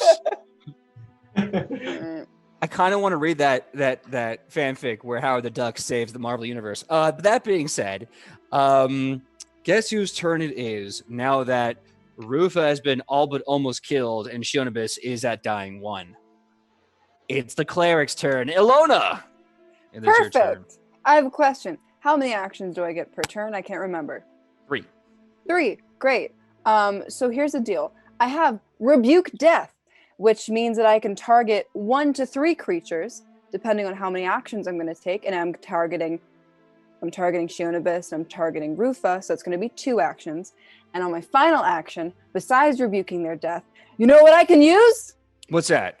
Group coercion Hey. to its fullest ability. All right. Okay. So, rebuking death. So, Shionibus is now no longer dying 1, and you are healing her, correct? I'm healing her, and I'm healing Rufa. I can heal up to 1 to 3 creatures, and depending on how many they use, I use 1 to 2 actions. So I'm healing 2, so that's 2 actions. So I'm healing Rufa and Shionibus, and I'm rolling 3d6 because this uses a focus point. No. I only get 1 of these, so please stop dying. No promises. I see Alona just floating around being like, experience tranquility. All right, so Ilona got a 14. Nice. So you are all healed 14. So she's gonna Hey. heat up her hands. She's gonna put them together, and out in each direction, you see one hand go to Shionibus, ray of purple light with a flower, ray to Rufa, purple light with a flower, and then she's gonna stand her ground, look at both of them, and try to intimidate them into believing her. So we'll see how that goes, I guess. Okay. It went Let's see how pretty- that goes. It went, Down. it went pretty okay last time. You know, they say Down by the river. Oh, yelling on the boss. Why are all these this Chris Parley character? where did okay, hold up. Before you know it, you're gonna have like Adelphon, Beverly Hills Ninja, and it's just Chris Farley doing the splits. Yes. How does an 18 do? Against their willpower DC, yeah. I would assume. Never is lower. Yeah. His state is lower. Well, the good news is that their willpower bonus is their worst save. The bad news is is that there's no bad news. So, what do you shout quickly in battle? Oh, thank God. Okay. All right. So this is what we're doing. We're not doing a van by the river thing again because that's cliche, but we are doing a very concerned mom. Oh no! Hear me still? A little bit. Put it back. Take a second. It's okay. This is what we're doing. Yes. Very concerned mom here, and she's gonna hike up her. She does under her robe. She's gonna hike up her pants all the way. She's gonna be like, "Listen here. We have tried to be your friends. We have treated you good. We believe in you and we love you. So cut this out because we love you so much. Stop it. You're hurting us. Stop it. We love you. Stop." Okay. So the giant orcs kind of take a moment and stop, and they kind of look confused at each other. Meanwhile, one of them's got a giant tree crushing Shionibus, and the other one's got like another giant tree crushing Rufa, and they start speaking in Orcish to each other. They're saying things like "Grothachma mesne, Buso Han Dothra Machna," and they have this conversation. I'm trying to think. Shionibus, you're coming back from unconsciousness, right? Yeah. So I will say you don't know what they're saying because you're not here yet. But they're saying something in Orcish. They're considering something. Eloise's turn. Arc lightning. Okay. Rolled it. You want me to roll to hit? You want to roll to hit? Oh boy. Sure. All right. She's gonna use her hero point. I love it. All right. By the power of Laura Bailey. There we go. All right. Die face is an 18. I don't know. That alone hits. Very solid. Cool. So Can roll we damage. say we're shocking them All right. What's her roll? kindly? Oh, that's a good question. Do you know the roll for arc lightning? Yeah. What do you need to know about it? I think they see the Dice. dice. I think it's a Oh, D6. yeah. It's no. Sorry, that's a D4 plus whatever the spell casting modifier is. Oh, okay. So that'd be for her charisma, and I believe her charisma is an 18. Yeah, so- 1d4 plus 4. Mm-hmm. I know that her thing is. All right. That's 6 damage. Does anyone else think attacking the charmed NPCs is a bad idea? I'm voting for bailing, like GTFO. Well, we're gonna see. Yeah. So you Eloise, just you okay, I'm gonna try and remember how she describes this. So lightning that almost looks wet, kind of heavy and saturated, starts to kind of charge between her fingertips as her eyes start to kind of glow black and kind of look very wet, and she says something in this dark tongue, and this lightning shoots out of her hands, hits one of the orcs, pushes through his body and hits the other one, and they kind of, looking at each other, immediately step upright like that. And as the lightning fades away and you can see their body just kind of like just a little bit of smoke coming off, they kind of crack their necks. No units acquired, and they refocus on everyone. Great. Woodward. Oh, she technically has one more action left. Do we want her to run away? Do we want her to do something else? Just run. Yeah, we'll have her back away. Okay, I'm going to give her her full move for that one action to move in the opposite direction. Now, Woodward, you've just seen these two monsters take out Rufa, take out Shionibus, look confused for a second, get hit by lightning, and refocus. Who am I closer to, Shionibus or Rufa? I will Just say you as are far as closer it- to Shionibus. Okay. And is our cleric friend Ilona closer to Shionibus or Rufa?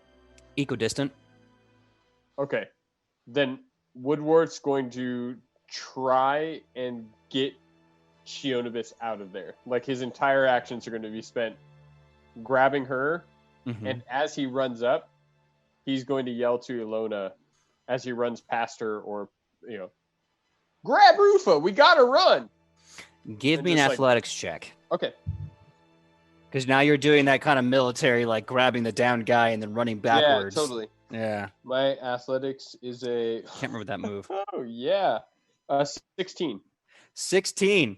Shionibus, what is your fortitude bonus? My fortitude is 6. Perfect, on the dot. So you are able to, it's not fast, it's not great, but you grab her and you're pulling her. So your whole action will be to basically run up, grab her, and run back. You're kind of now breaking even on distance. Oh, yeah. No, well, I mean, I will be honest, my distance is 25 feet. And now I am trying to drag a full elf woman. Mm-hmm. Yep. So it's not great, but he's going to give it his all. And I'll give you this. Not only are you grabbing her and using enough force to pull her free, but Shionibus, you're free. You're no longer being pinned by a tree. And of course, you shout, everyone, get the injured, get out of here. Exactly. Top of the next round. Matthias, you saw everything. What do you do? Gonna give it another twin feint on his legs. So that is a 21 to hit for the first strike. Hits. Okay, I'll go ahead and roll for that. Full damage. That's an 8. So 8 damage on the first, and he is now flat-footed. And as an assassin, I am nothing if not consistent. Is his AC higher than 7? Let me check. It's much higher than 7, yes. Please check again, because that is a very high number. Okay, 1 second. Let me just make sure. Higher than 7? Higher than 7? Much higher than 7, yes. Yeah, at least 2 times higher. All right. And I will go use my third action to move, continue moving through his legs. So since I was there, just another foof and go out the other side. So now I'll be on the opposite side. Hey, that means he's flanked now. Hey, all right. So you did your 8 damage. You couldn't get the second hit, but you kind of zigzagged around him, and he is flanked by everyone else on the opposite side. Rufa. Hello from the other side. The leg almost completely eclipses you, so you kind of have to be like, hey, everyone. I'm here too. Rufa, you are alive. You see Matthias on the other side of the super orc's leg. You see Ilona kind of playing like, why are you hurting your parents? We love you. And you see Eloise, Shionibus, and Woodward proceeding to get the hell out. It's called a tactical retreat. Yeah, I'm going to GTFO as well. Basically, as I'm running, would I pass anybody in our party? Regrettably, the only person that you'd be passing let me rephrase this. The only person who's not running at this point is Matthias, who is on the opposite end of the super orc from you. So you just be passing more the other people already in retreat. Okay. Would I be able to yell at Matthias as I'm running past? Would that cost an action? If it's under a sentence, it's free. Okay. So that's 2 words. I'm going to use all my actions, GTFO, away from these Psy orcs, and just yell out, run, fool! But pull my best, Gandalf, run, fool! Impression. Run, you fool. Fly. I thought you were fly, you fool, fly! Oh no, I'm a bad fan. Part was what you were saying. GTFO, get out of there. And I'm like, listen, you are a smart lawyer, but that is more than 2 words. So you say the equivalent of G to the FO out, and you start running. Rufa gains an easy lead on you guys as he probably runs like 30, 60 feet faster because he's spending more time running. It's now Shionibus' turn. Shionibus, you kind of start getting feeling in your feet. your eyes do a thing where it kind of goes from blurry to focus, and you are back in this world. And you can feel a tiny little pudgy hand, strong hand though, kind of dragging you in the dirt on your ass. And now reality is sitting in. What do you do? Well, is Leontari still like have eyes on me? Lova had targeted you earlier. Oh, that's right. It's quite all right. Lova seems confused, but he also looks angry, and he's still looking in your guys' general direction. I had a feeling. And he's still marked as prey, so we're gonna do precision again. Love it. She's dragging you. You're dragging her, and she's just from the drag position, like, smile, you son of a bitch. Ugh. You're gonna die today, homie. You're gonna die today. Okay. That's a quick change from "That's my son." That's just like a flip. This other one is not my son. She's shooting Lova. He hasn't earned his spot yet. You're adopted at best. You're adopted. Can we have a montage? Shoots him. Can we have a montage of like all the times of like we're best friends and like all the heart stuff around Shionobus and Leontari, and it's just him looking out into space. Yeah. Like, remember the time where you looked out into space? Or that time where you looked out into space? Yeah. Remember me. Or remember when you were looking out into space and you looked me in the eyes and you said, "Give me a target." Ah, those are the days. You can't make that stuff up.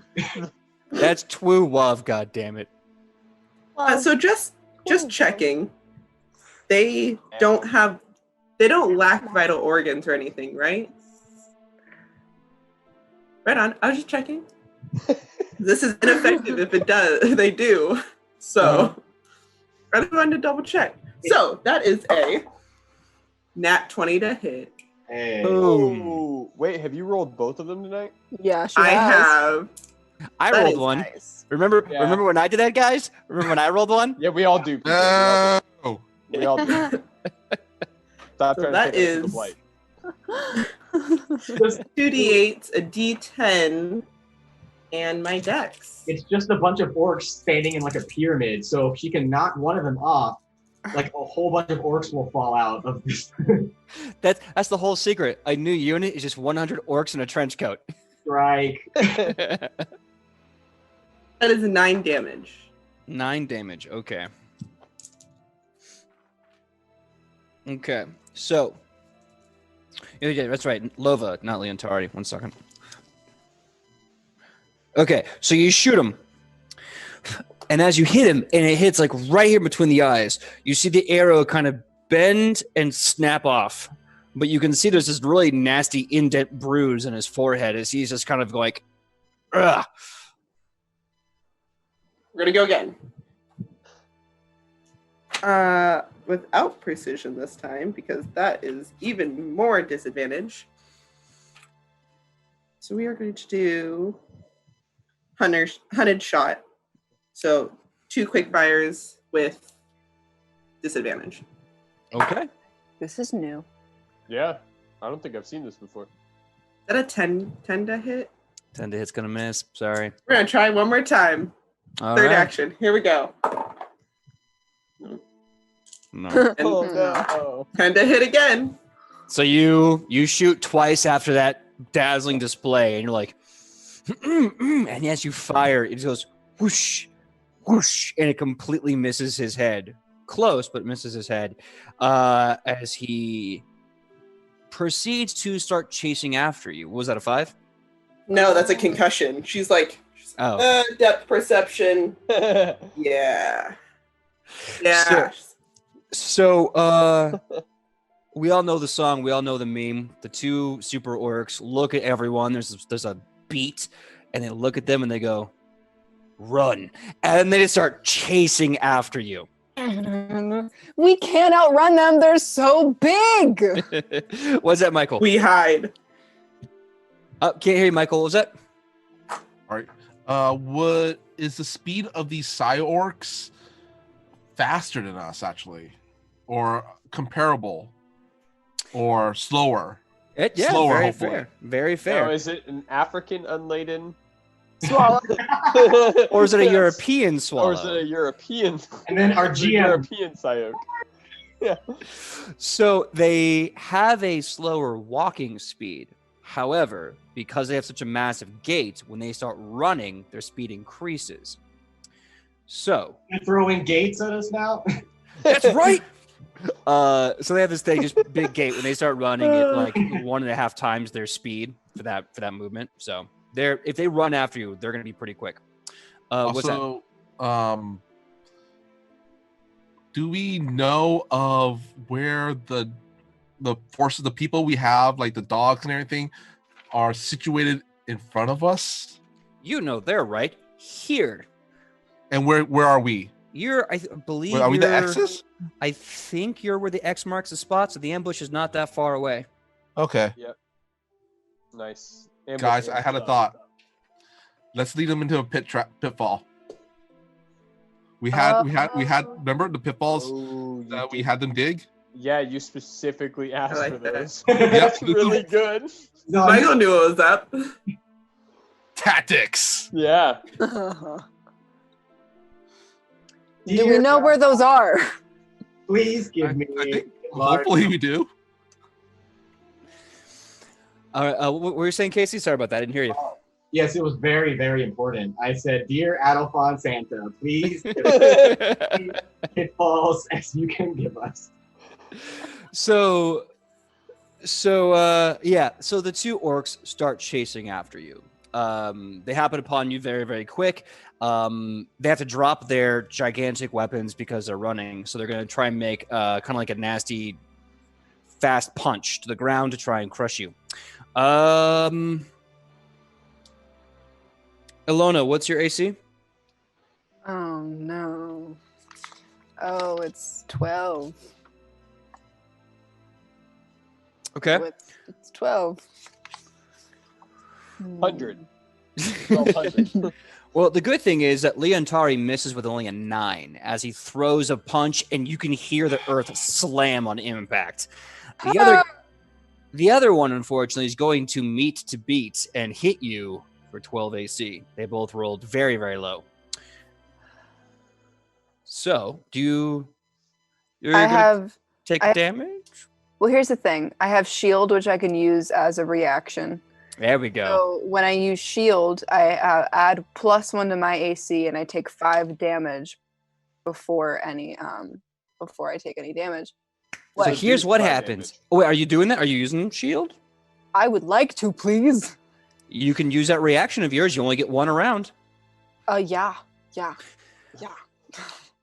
So as he throws his massive punch, you can see this fist, bigger's not quite, eclipsing your view of the sky because it's that much bigger than your head.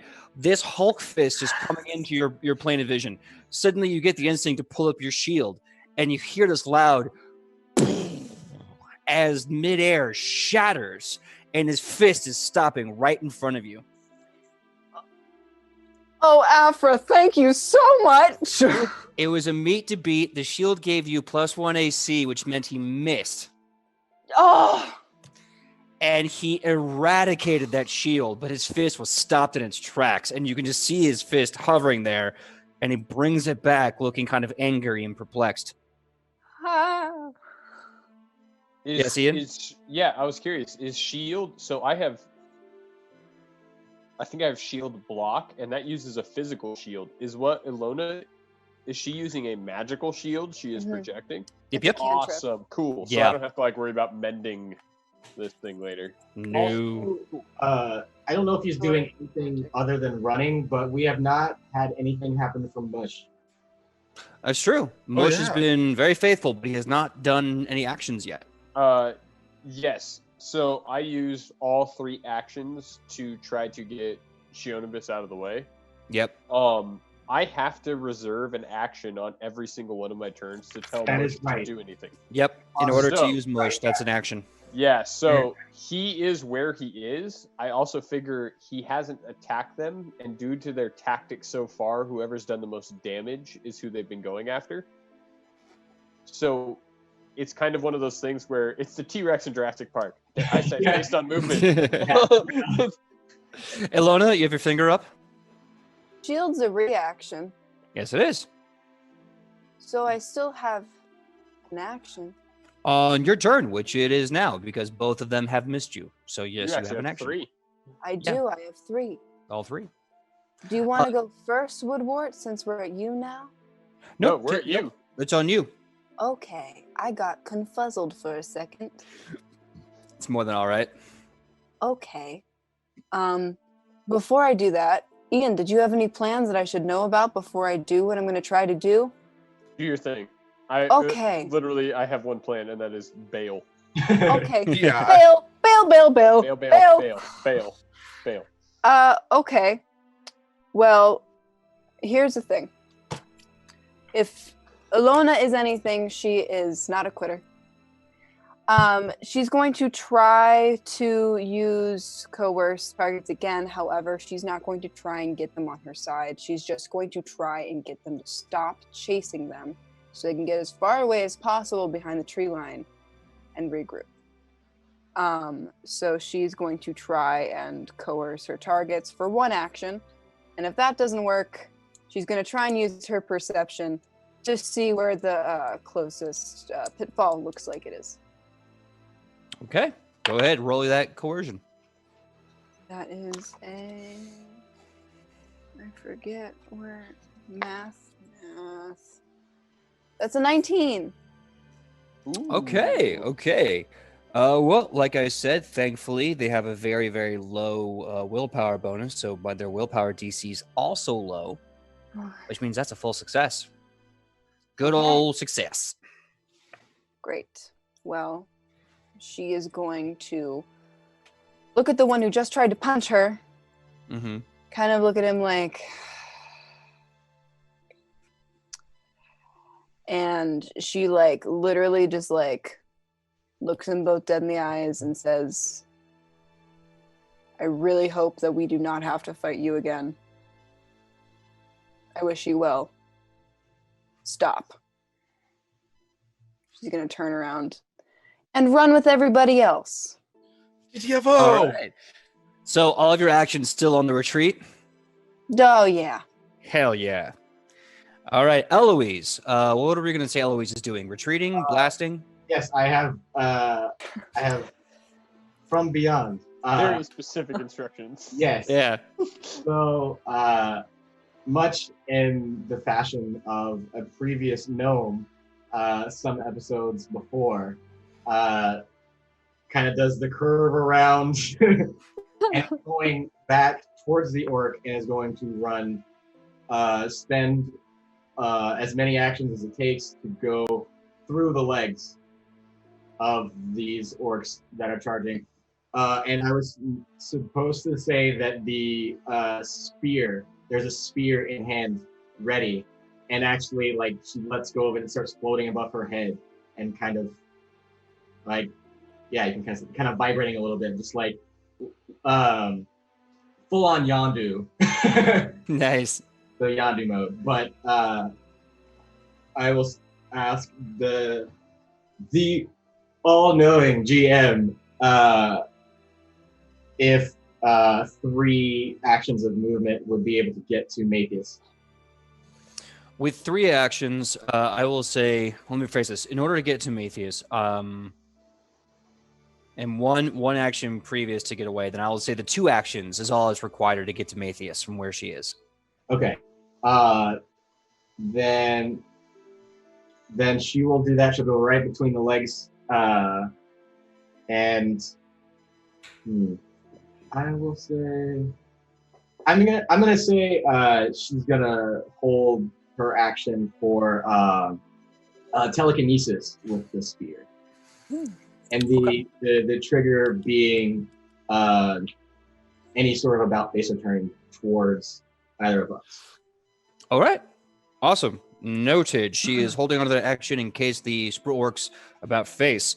Very, very good. Woodward, it is now your turn. Are you still hauling Shionibus? So, Shionibus has been healed and is Mhm. now out from underneath and has been shooting at these orcs, which yeah. I would assume means that she can move at her own leisure in any direction she pleases at this point,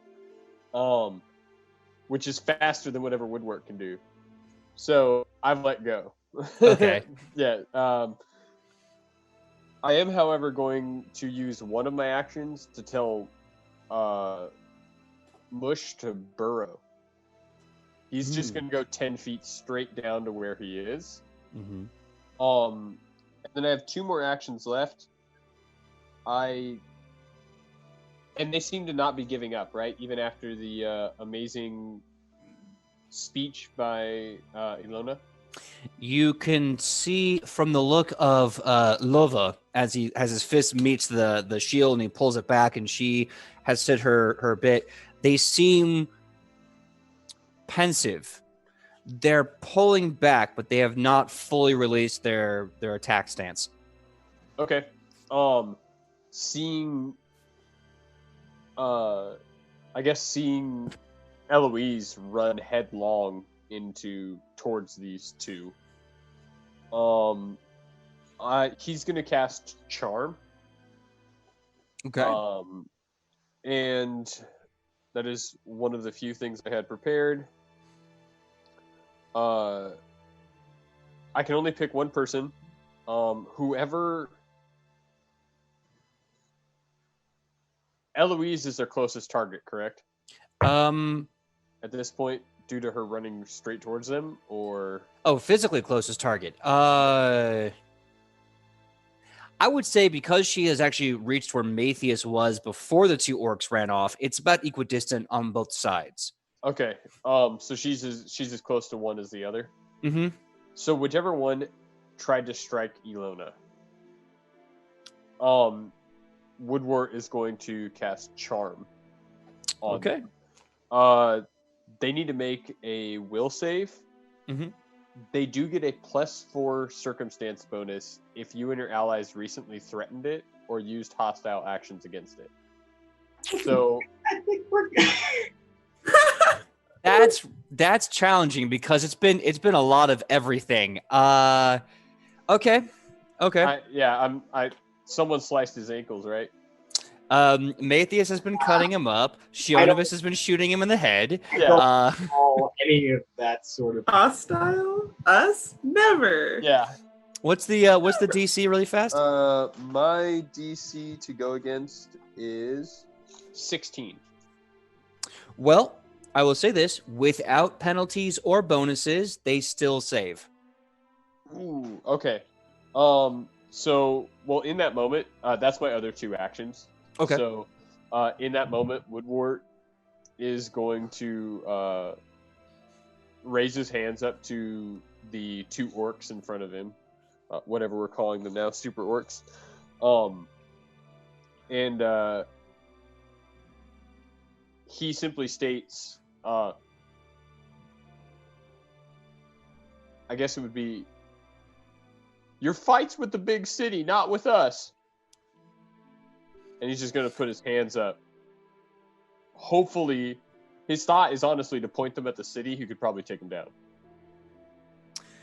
So, as you say that, a little bit of I almost imagine spores or almost like a honey dust, something like a bit of a fairy emanation kind of comes out from your words, and they start to kind of cover the eyes and dance along the nose and wrap around the ears, and the orc, with all this affectation of the forest, this pollen that you have spewed from your mouth with these words, he just goes and it kind of flies away. And then you hear him crack his neck, and he goes, "New unit Lova target acquired."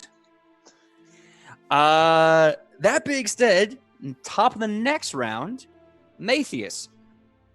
You see Eloise, you 2 super orcs backs, your teammates desperately trying to run in retreat. What do you do? Let's see. Do I want to go for what I was thinking? All right. Nope. You know what? It didn't trigger, so I didn't do it. All right. I am going to hold my action since I am behind them. If they step in any direction, I'm just going to hold all of my actions until any of them move. Okay. Any direction. All right, you're holding all actions until they move. Understood. Rufa, what are you doing? You still GTing FO? Question. Because Rufa was the one who suggested the pitfalls and making all the tactics and stuff like that. Yeah. I would know where those pitfalls are, right? I'm the one who drew them up. Yeah, absolutely. You know you're not too far away from them. Okay. How many, out of character, how many actions would it take me to get to the nearest one? I'll give you 3 rounds. 3 full rounds? 3 full rounds. So technically, if you're running all 3 rounds, that's, I guess, 9. All right. I'm going to... I mean, you're close, but you still have to move around terrain, move into position. Okay. It's a lot of movement. This is what I'm going to do. You said I could yell one sentence while free action, right? Yeah. Okay. Rufa is running towards the closest pitfall he knows of. Uh-huh. And just yells back at the rest of the group, chase him to the pitfalls! Okay. What I will say, though, is that, and this is my best recollection from the conversation, you decided to put all your pitfalls, your fallback bombs, your entire ambush, everything is in this kill box here. So you know, in order to actually do that, you're going to have to take this entire party and these 2 super orcs here. So you say that, everyone hears him, and you take the rest of your turn running away? Yes. We did establish they don't know English, correct? Or sorry, common. That's also true. Every bit of dialogue has been going through Shionibis with her Orcish. Okay. Nice. It just really would have sucked to yell, chase into the pitfalls, and both of them look at each other like, wait, what? Yeah, just like, hey, new unit Hold on. New unit Leontari suspects this is trap. Okay. Also, I should say, every time they say that in front of you, you kind of know it out of repetition. We don't really know it because they're speaking Orcish. So, Shionibis, your turn. What you gonna do? All right, so running behind everyone because it took her a minute to stand up, regain her bearings. She's like, "Whoa, the world is spitting, but it's cool. It's fine. Everything's fine. The world's on fire, but it's fine." She is going to. How far away was Woodward from Shionibis when he dropped her and took off?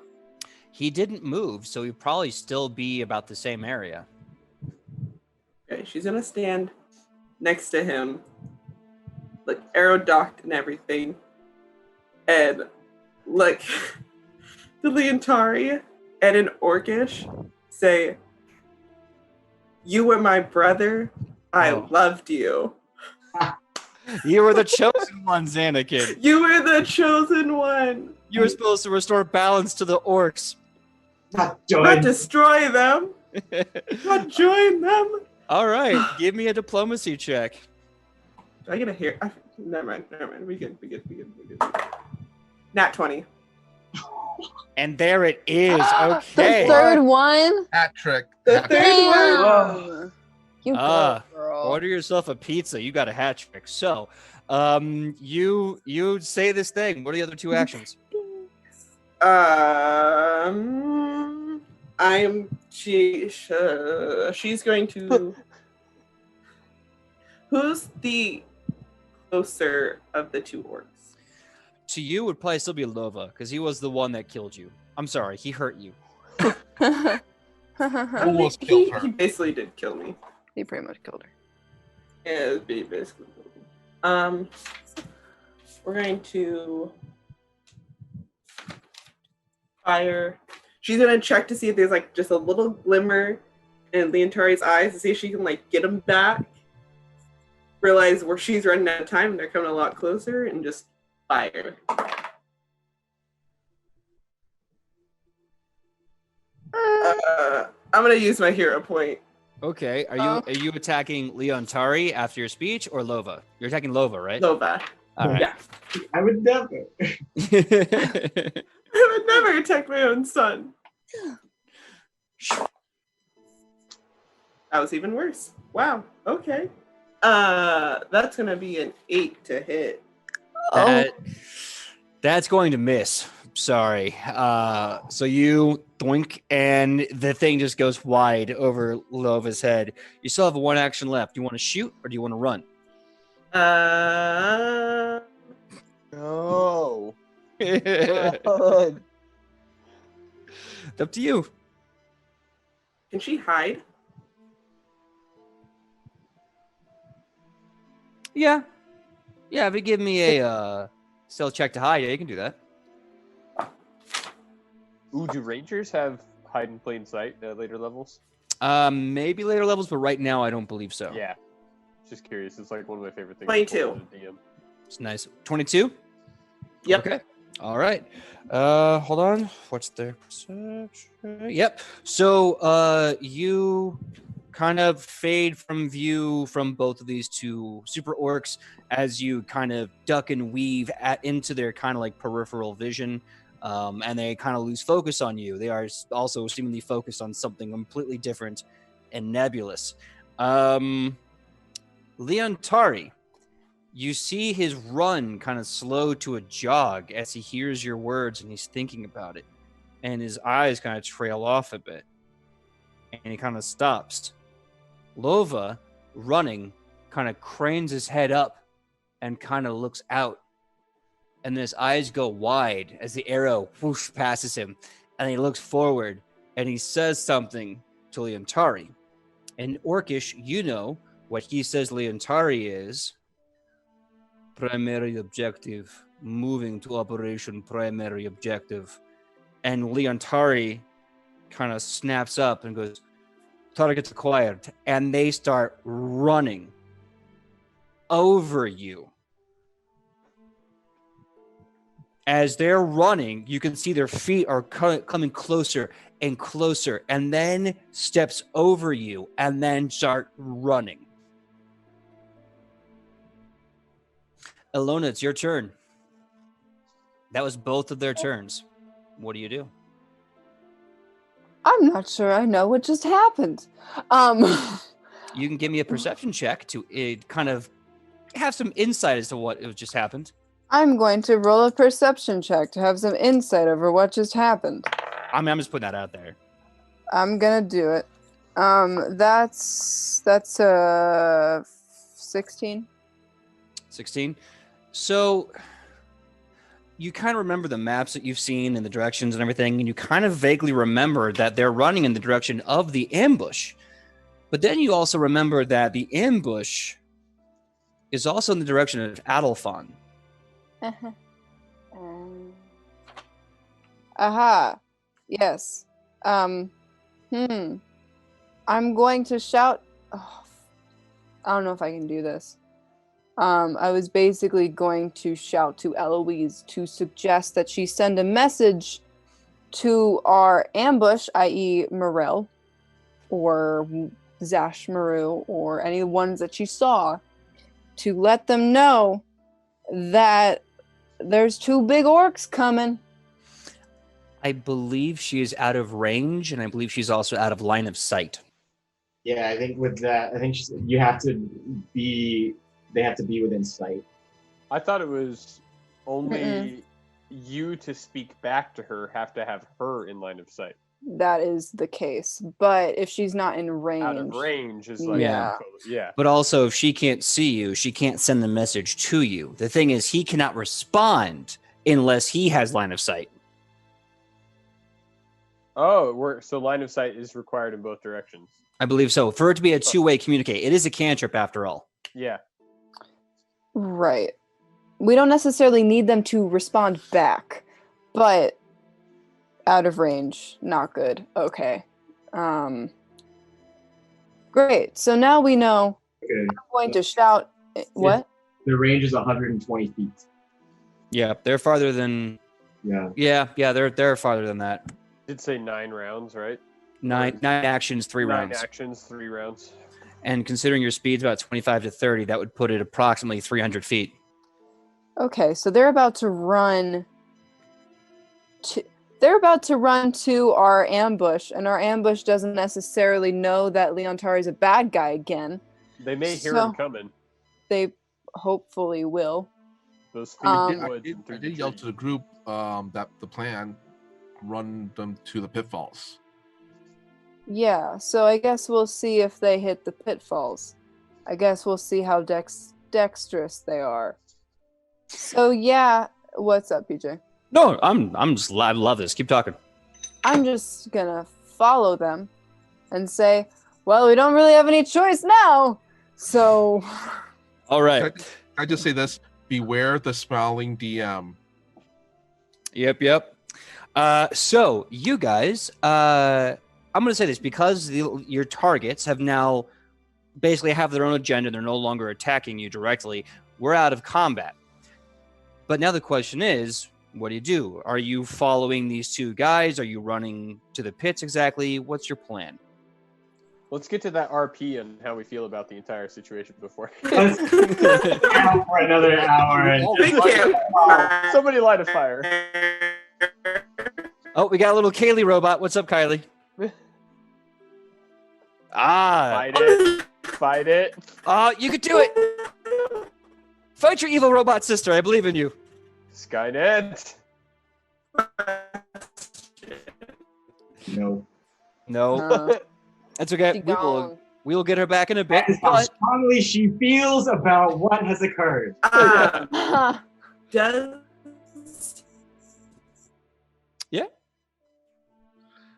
she's muting herself in the meantime. okay. So while she's doing that, we will integrate her back into the story and the conversation. But first, what are you guys doing?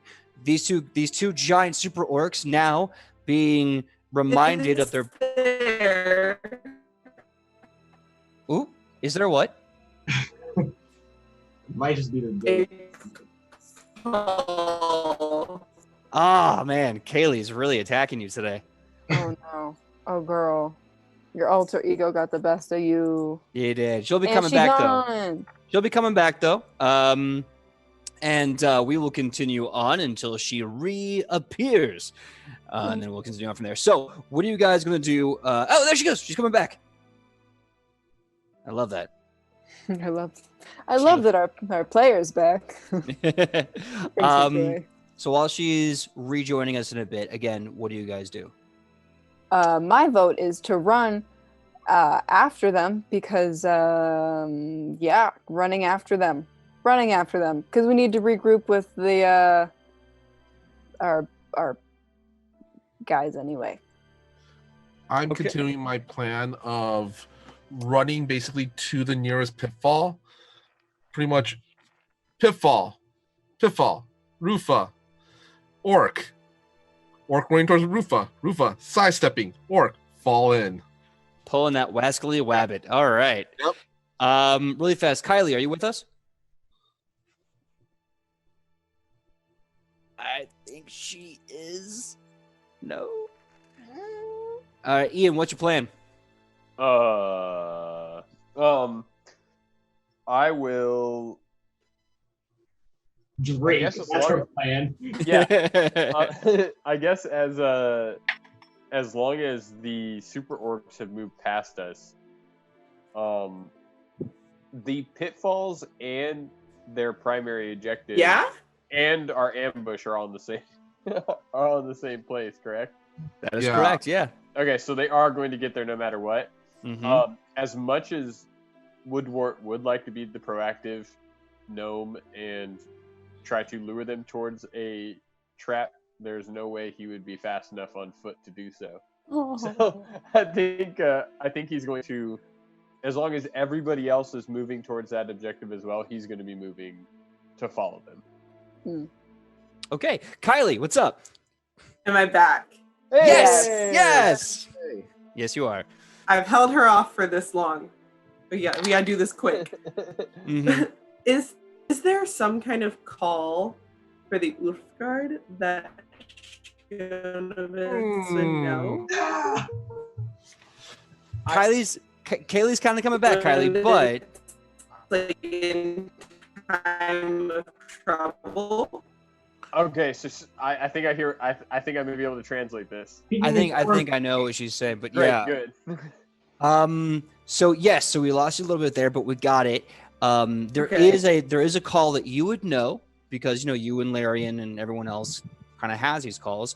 It would be a very loud kind of wolf call, like a howl or a roar. That it's very much like that. So if you want to signal them from here, you can give that wolf call.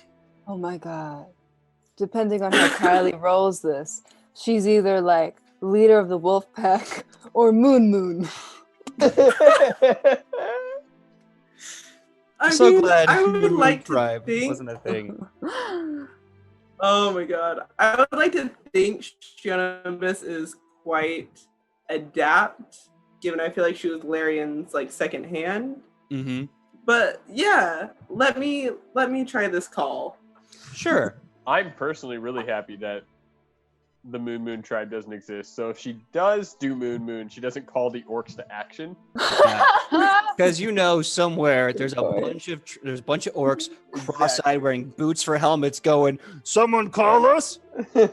I heard battle cry."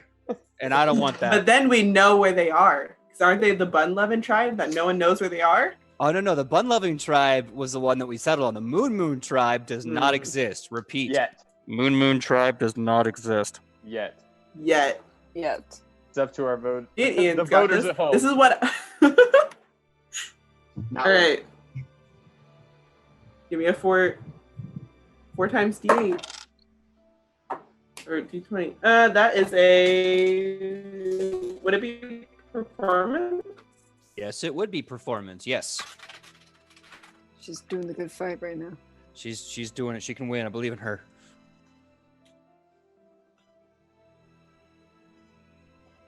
Oh no. 15. 15. Oh, Hey! that cliffhanger was so real. Yeah, that was Patient. yeah, exactly. So you do this wolf call. It's a little rough only because of your adrenaline and everything, but this loud wolf call goes out. And you can kind of hear it echoing through the canopy of the trees in the wide open forests of Adelthon in the district of Emery, in the city-state of Emery. That's done. What do you do with the rest of your turn? You have 2 actions. Remind me, is everyone else running after them? I believe Yeah, we're gonna so. do that. I believe so. Can I? Am I the only one that's in front of them? You're catching up. You're like when Sonic the Hedgehog takes off and Tails does his best. Your Tails doing his best. Everyone else is like Knuckles just floating by. I love that.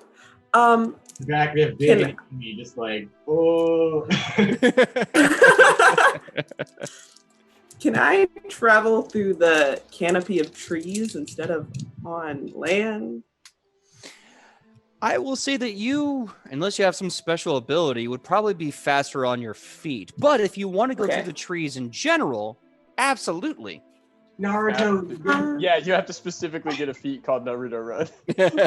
It only works when your arms are behind arms you. out. Yeah.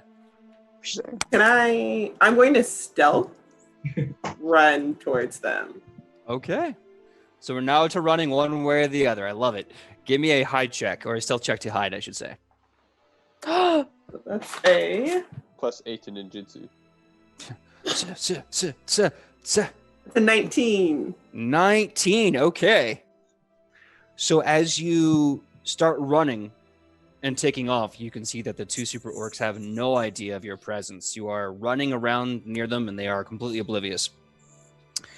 So Ian, what was your battle plan after she does the It's and then Naruto runs? I kind of want Woodward to do the same thing. I want him to howl just because he heard it. Do it. Give me that performance. What it is? Give me that performance, chick buddy. Oh, and it's like you're. Interestingly enough, would I be able to use instead of so this is going to be a long way around on this one. Would I be able to use a survival check due to mimicking an actual wolf and not the call of the wolf guard of the wolf guard? I will let you do this with a nature check. Okay, great. It's like you're calling the dogs. Oh, I didn't think of that. That's when he instead of howling, he goes boo, boo, boo, boos. Boof, boofer, Boof, big boof, boof. 18. 18. All right. Yeah. So, Very good. yeah, with your 18, you do this wolf call. What else are you gonna do? I think at this point, after feeling invigorated by this yell out to the wild, Woodward yells, "Come on, Mush, we're on the hunt!" And he ends up, and so Mush comes out of this hole. That's my one action, and then I spend the last action moving the 25 feet towards him. All right, Adorable.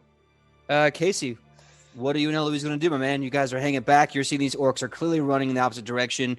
Your party looks like they're giving chase. What do you do?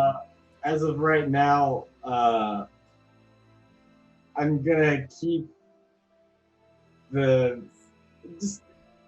I don't want to say, I'll say it, kind of strutting in that direction, just kind of like a slow, steady pace. You say you're shredding? Still keeping up the rear. But Oh, with okay. the strut, yeah. So you're moving. You're bringing up the rear. You and Eloise both. Yeah. Okay. So I believe we got Alona. Okay. So unless anyone has any other plans or anything that would diverge beyond this, I'm going to speed things up and say that you are chasing these two all the way to the ambush site. Correct? Yay! Yes. All right. And hopefully they get to a pitfall. As the two I are want running, to Looney Tune them so bad now. so you're running alongside them. Everyone else is kind of near them in different ways. Suddenly, Rufa, totally brain farted. Rufa, you see in front of you. By the way, Kylie, we kind of have two of you. Can you get rid of the other? I see that. Yeah. Oh, what in the world? Kaylee really Awesome. wants to join us for this episode. Kaylee's Yeah. really fighting me tonight. No, Kylie. Hold on. No, Kaylee.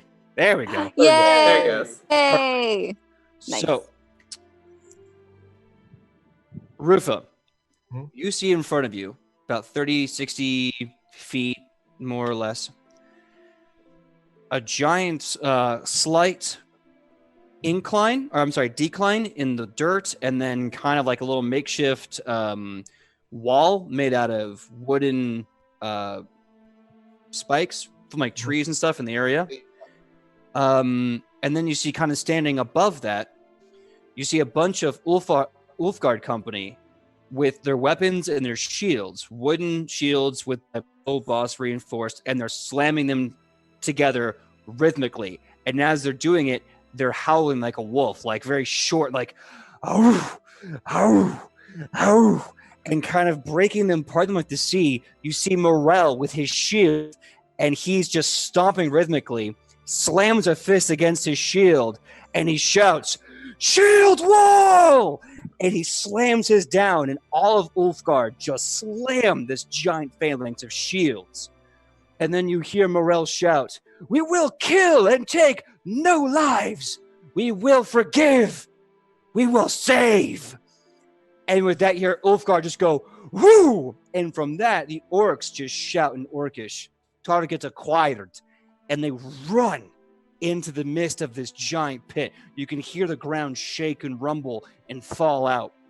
You can hear the cacophonous rattle and pop of bombs. Yes, Rufa. Would I be able to yell out something before this kind of happens to the gathered warriors, soldiers? Give me one sentence, because we're about to have one more little turn. Okay. Harry them into the pitfall. That's when you all of a sudden hear Zashmaru going, "Get in the pit!" And you suddenly see. Oh, I'm going to Harry the orcs. Harry the orcs, and yes. not. Yes. Yes. Oh, Michael, they're in the pit. And that's when you see Zashmaru jumping out of the forest with his giant club. You see 2 units of Brotherhood of Dogs just leaping on top of these guys. Explosions are breaking left and right. You see these 2 massive orcs swinging their limbs around, like slapping and grabbing Brotherhood of Dogs in midair. You see Zashmaru slam his club into one of these guys' jaws as he whips, grabs Zashmaru, throws him to the other side of the forest. They start throwing blows into Ulfgard Company. You can see their shields batter and dent, and they just get back in. They batter and dent, and the whole time you hear Morel saying, "We are the line! We do not break!" And they bring the shield wall back. And he goes, "We will get beaten, but we will not kill!" And Ulfgard gets their shields back. And he says, "We will forgive! We will save!" And the shields just keep getting battered. Eventually, the orcs start breaking down to one leg. They reach out one more time and throw one more punch. You see the shield wall kind of part. Morel braces himself on a shield. He knocks back a little bit, grabs the orc by the wrist, throws it to the ground, puts a foot on it, and he looks to everyone and he says, "Now, if you have anything to tell me before the last bomb goes off, say it." Before the killing blow, I want to at least try to yell out, "If you can, incapacitate them." So if that's a choice. If that's a choice. If you can. Morel's got his foot, which is on basically a boulder of a fist. He looks at you and he goes, If you can. Mate. If you can. "Mate, what part of forgive and save eluded you?" I don't understand. So with that, he just kind of like shrugs. He's kind of like slumps down. He goes, "Ulfgard Company, by your permission and pleasure, I want to recommend a full mob assault." And then one of them goes, "I'm sorry, but you're not our boss. Like, we work for other people. It was great working with you. You're lovely, but you're not the person who made the wolf call." Oh no, that's Shionobis. So one of them turns to you guys, and then they say, "Listen, I don't know how bombs work, but there's one in there, and I'm pretty sure it's going to be nasty. So what you say, boss?" And they look to Shionobis. "If we jump in there, we could probably beat these guys down, but we might also get bombed." And then Morel's like, "I thought the last one blew up. Oh, I'm bad at math." Wait. Are these the extra bombs, or are you talking about the bombs we took to cause a landslide? So before you parted ways, you gave some bombs to the Brotherhood of Dogs, Ulfgard Company, Morel, and Zashmaru to aid with this ambush. The bombs have been going off strategically. However, they're smaller bombs. They're not as big as the bombs you used at the headquarters. Yeah. So a combination of being dropped into a pit, having small bombs to hurt them and distract them, and a pincer and a shield wall has beaten them down, but it has taken that much of a combined force to detain them. And now Ulfgard's like, do we jump in? Do we try to kill them? We risk dying ourselves? Morel's like, I personally want to make sure that they stay alive. I don't want to kill anyone. And Zashmaru's like, I'm getting my money, son. Crack, crack, crack. So that's the state of affairs right now. I think Woodwort runs up and he like slides to a stop next to Rufa and he goes, I was wrong, Rufa. Morel's country's bad at math. He can't even count explosions. And then he goes and I think he runs in and he's gonna cast Tanglefoot on one of the orcs. He's gonna do everything he can to hold it down. All right. Kind of like what that story Gulliver's Travels. Yeah. Exactly. Mhm. So you're going to start casting Tanglefoot. Is there a save DC? You know what? Let me get back to you on that. Sure. Does anyone else have any other actions, desires, designs? You have these two super orcs. We're safe now, though, right? Unless you jump in there with them, I think you're Safer. Yeah, pretty much. Shonobus is going to tell Ulfgard to hold the line, so it's like if they get out of the pit, then they're there to stop them. So you give the command to hold the line? Yeah.